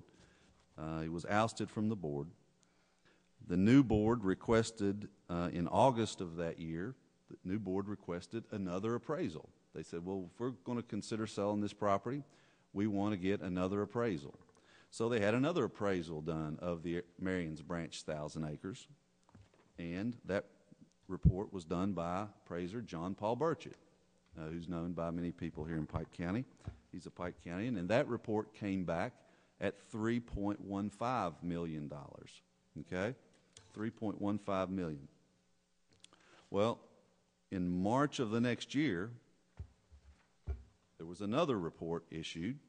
This one requested by the airport board. At this point in time, the chairman of the airport board had now become Bill Hickman. Was the chairman in March of 2010, and they had an appraisal report. This is the fourth appraisal, issued by Red, Brown, and Williams for $1,155,000. In December of that same year, the airport board voted 4 yes and 1 abstention in favor of selling the Marion's Branch property to the city of Pikeville for $1,150,000. $1,150,000 less a $100,000 credit, making the total sales price from the city to the airport board $1,050,000. And that number is less than any of the appraisals that were made. An email obtained through these open records requests from city manager Donovan Blackburn to board chairman Bill Heckman after the closing of the property, he commented, "You've made a friend for life." Okay? Well, when I started getting these questions asked to me about the price of the sale, I made some open records requests that we just talked about. My original request was in December of 2012, this year, and it asked for a copy of all real estate appraisals requested by the city of Pikeville for the Marion's Branch property, as well as a copy of all checks drawn by the city of Pikeville to pay for real estate appraisals done at Marion's Branch. And as I said before, I got 1,500 pages of documents that were everything except the Dixon and Nunnery appraisal. There was not the appraisal. There was not a copy of the check paying for the appraisal. So I've had information, thought I had information that turned out to be pretty accurate, that this other appraisal existed. So I made a second open records request to the city for specifically for the Dixon and Nunnery appraisal. Okay, I asked specifically for the Dixon Nunnery appraisal and specifically for any check written to Dixon and Nunnery paying for the appraisal. And at that point, I got a response and acknowledgement from the city manager finally that yes, that report did exist. They just didn't. He just didn't have it right now, and he'd have to get a copy of it for me. So, Judge, there's the facts. I'm going to turn this information over to you and to the county attorney and to the other members of the court, and I'd like for all of you to take some time to look at it and review it and see what, if anything, that we should do about, this what's happened. I mean, when the airport board runs out of money, it's going to be the county that this is going to fall to, and our budget is tight and getting tighter, and we can't afford to let this type of money just go by the wayside. I've said before, and I'll say again, I want the city of Pikeville to prosper and to do well, but not at the expense of the other 90% of the population of Pike County. Magistrate Harris, as you know, I've been made available to what's been going on. I think that the city needs to consider the property going back to the airport board. That's my first thought. I think they ought to consider that. I think it's what's happened in regard to this, and I think all this is in order. That's the record. That's the facts, and that the city government ought to work with the airport board to let that property go back. I know that, as you all are aware, I'm on the advisory board of Marion's Branch as representing this body. There have been a meeting at Marion's Branch I understand that Murray's Branch is not now, Bobby, even in their city's comprehensive plan because of the economic situation of the country and lack of money. So if that's so, then it ought to go back to the airport board, and in future years, I realize, and I've said this for years, City of Pikeville does need property to expand on, and that is 300 level acres up there. This is level as this year, the 300 acres. But they're not going to do anything with it now, Master Harris. They ought to, and this is the fact, they ought to give it back to the airport board, and in future years when we might not be here, other people might not be up there, the same one, then they can go back and have a place for the city of Pikeville to expand. Now that's my first thought off the top of my head when I look at these documents and a copy of the checks and the emails. That would be my recommendation to the city of Pikeville, but they don't have to take my recommendation. But I think that needs to be done. Master Hart. Judge, I'm kind of in a quandary about what to do. I'm not sure that there's anything we can do about it. I think the city ought to do it on their own. Their fiduciary duties to protect and preserve the assets, and then you get transfers like this. I mean, to me, it's really not fair to the people out in the county. Now, sure, the city is getting a benefit. They're getting at least a $2 million piece of property for $1 million. That's great for the city of Pikeville, but it's at the expense of the other 90% of the population of Pike County. And that's what's inherently not fair about what has happened. And so, I'm disappointed in what I found out. I was hoping that when we did these open records requests, there wouldn't be anything to it. But clearly, there was an initial appraisal. Maybe the board members didn't know anything about these other appraisals, but there was one that was requested by the city, by the airport board, and it came back at $3,150,000. And the FAA has said the only interest they have in making sure that the property is sold for fair market value is for the revenue diversion. It's an internal decision with the airport board as to whether or not they can convey or transfer property. In fact, governmental entities can transfer properties among themselves without consideration. I mean, it's legal to do that. It happens all the time from the state to the county and Sure. county to other entities. Sure. Happens all the time. But when you're on a board and you're charged with looking out for the best interests of that entity, you have a duty of loyalty and a duty to protect and preserve that entity, the airport board, and your actions are serving another, then I think that we need to look and see what actions we can take to resolve the matter. Mr. County Attorney.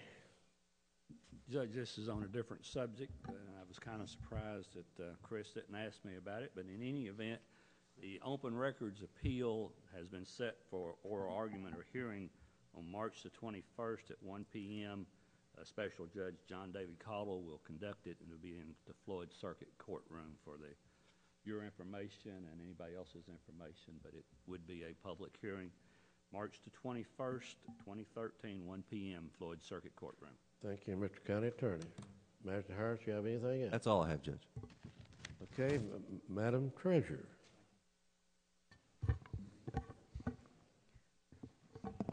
Authorize any necessary bills, transfers to pay the bills, payroll, health, and life insurance. Got a motion? Got a second? Have a second? Master Robinson, have a vote, please, Madam Clerk. Master Anderson? Yes. Master Anderson? Yes. Master Johnson? Yes. Master Murphy? Yes. Master Robinson? Master Dotson? Yes. Master Harris? Yes. Judge Risley? Yes.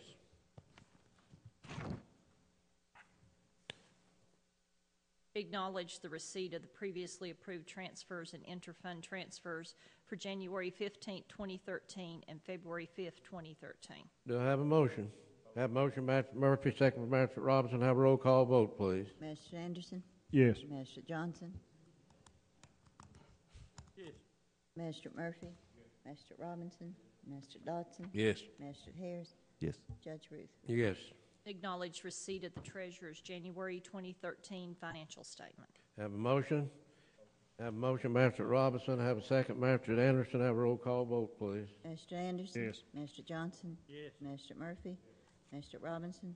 Mr. Dodson. Yes. Mr. Harris. Yes. Judge Rutherford. Yes.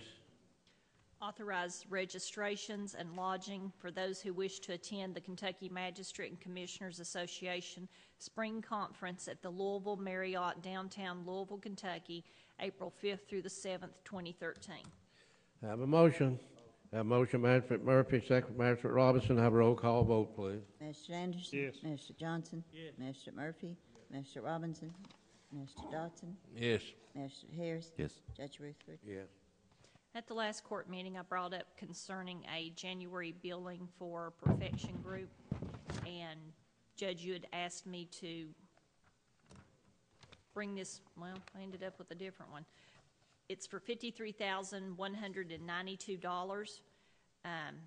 It said January progress billing. We've also since then received another one for $266,428.39.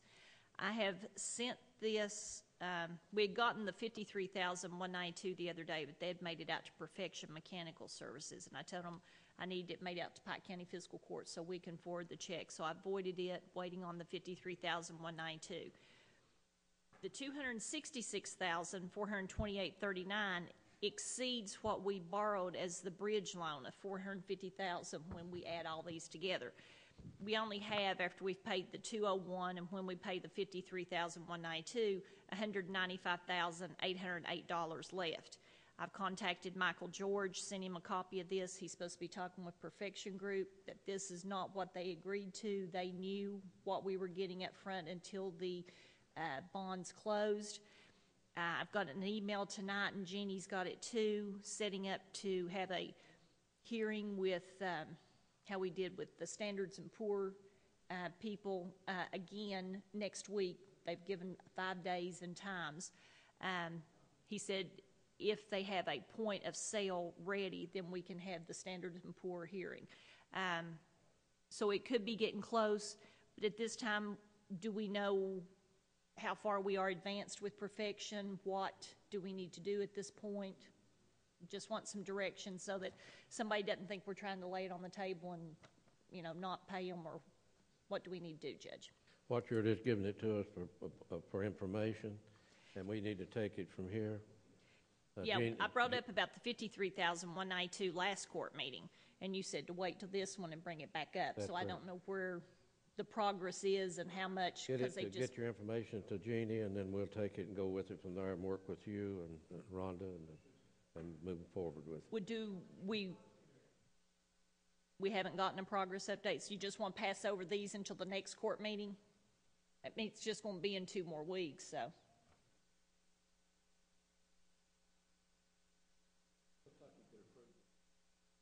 Mr. County Attorney. Approve the 53,192 to pass through once we get the correct check back. Okay, and then just leave the other one until what time we get some updates. Okay, authorize that we send Perfection Group, once I receive the correct check back, $53,192. Got a motion from Magistrate Anderson. Have a second. Magistrate Murphy, have a roll call vote, please. Mr. Anderson. Yes. Mr. Johnson. Yes. Mr. Murphy. Mr. Robinson. Mr. Dodson. Mr. Harris. Abstain. Judge Rutherford.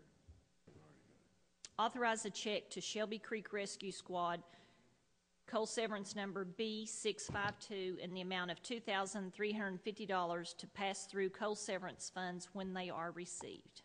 Motion, Magistrate Johnson. Have a second. Magistrate Robinson, have a roll call vote, please. Mr. Anderson. Yes. Mr. Johnson. Yes. Mr. Murphy.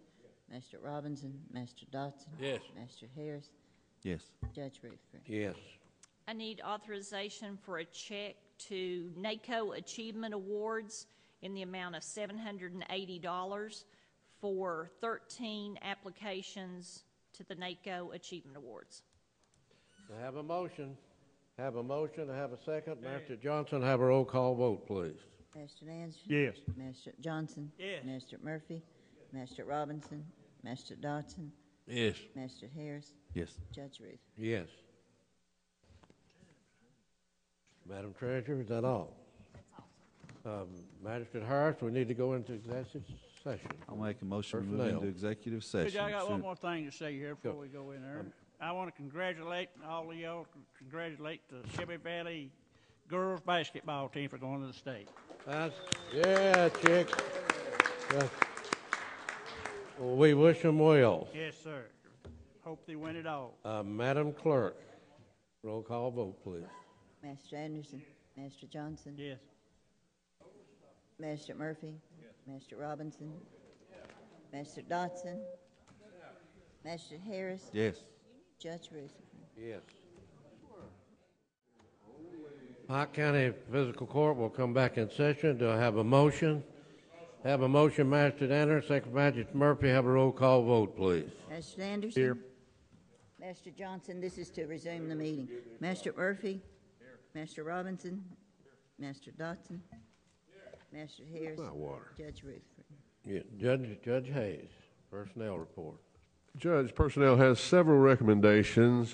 First, Judge, there was a number of jobs posted, and I'll start with the first one, which was payroll clerk / data entry clerk, a 5H rate of pay. That's in the finance department. Judge, it's our recommendation that we pass this matter until the next meeting of this court. Second, Judge, we had a carpenter's position posted, a 5H rate of pay in Public Works Department. We had 4 bidders, 3 of them full-time. By far the senior employee who we have determined was qualified and discussed this employee with the commissioner. He has no objections, is Paul Pugh, and that's our recommendation. Third, heavy equipment operator, 5H pay rate at road lot number 3 at Belcher. We had 3 full-times and 1 temporary bid on that position. Pursuant to the policy of this court is the recommendation of personnel that Commissioner Frank Hatcher of the Road Department test these employees and advise the court at the next meeting of this court. The same is true of the next position, Judge, light equipment operator, 4H pay rate at road lot number 1. We had 2 full-times and a temporary bid on that job. Mr. Hatcher, we recommend Mr. Hatcher test and advise at the next meeting. Next, a truck driver - roll-off / transfer truck, 3H rate of pay, in the solid waste department. That's at Johns Creek. We had 2 full-time employees. The senior full-time employee, Judge, is George Justice IV. Commissioner Bobby Mullins says that he is qualified. However, he has requested that with this court place a 90-day probationary period on Mr. Justice in order to ensure that he can, in fact, adequately do this job, and we recommend his employment in that position with that 90-day probationary proviso. Finally, of the posted jobs, Judge, we had a truck driver, road lot number 3, that's at Belcher, a 3H rate of pay.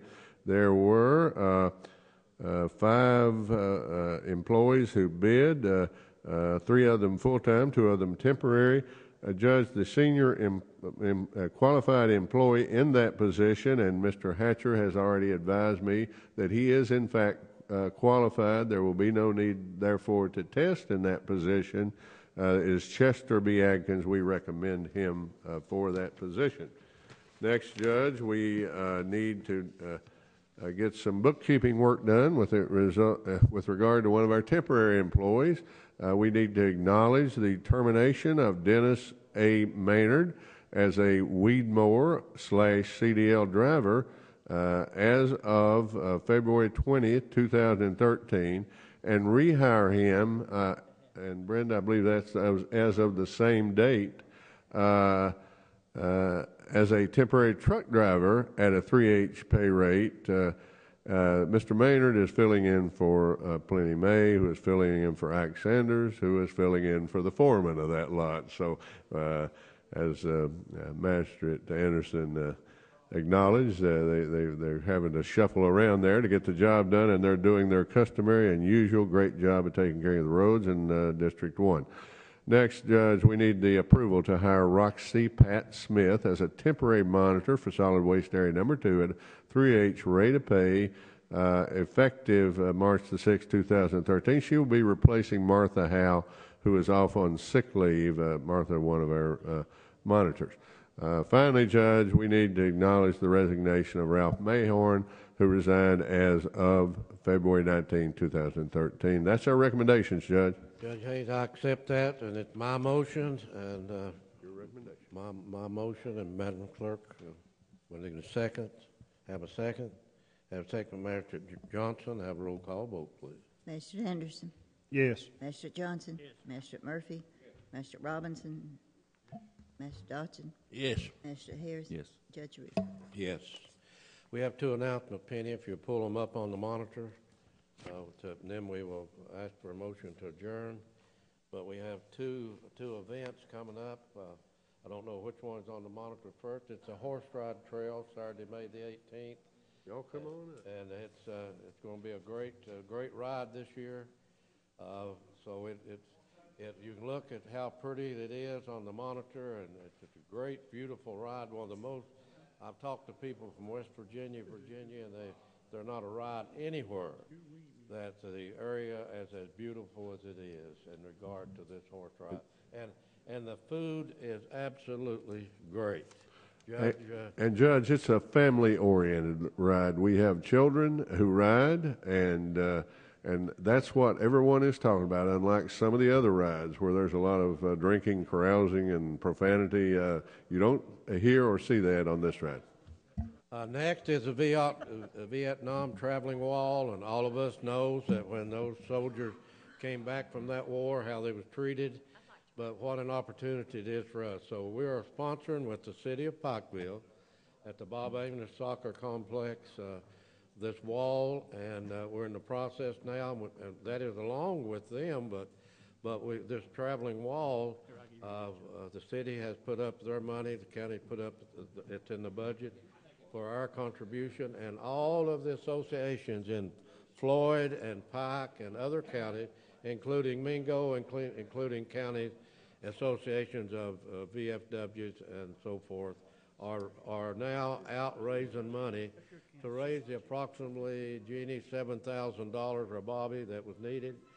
Bobby and Jeannie went to Charleston last year, observed this wall, talked to the people, and so it'll be a great event. It is a solemn event. It is sad.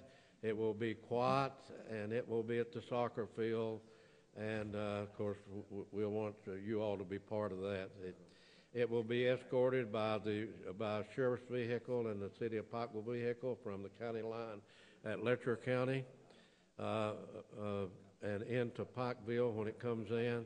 And then we will work with the city, and we'll have the manpower to help them set it up. And then our office, and I mentioned Jeannie and Bobby, but John Doug and everybody else is involved in this. All of you need to be involved. And that's the announcement we had today. Now, any commissioner and director got any questions before we get a motion to adjourn? If not, I need a motion to adjourn. Motion by Magistrate Anderson, second by Magistrate Murphy. Have a roll call vote, please. Magistrate Anderson. Yes. Johnson. Magistrate Murphy. Master Robinson. Master Dodson. Yes. Harrison. Judge Ruth. Yes.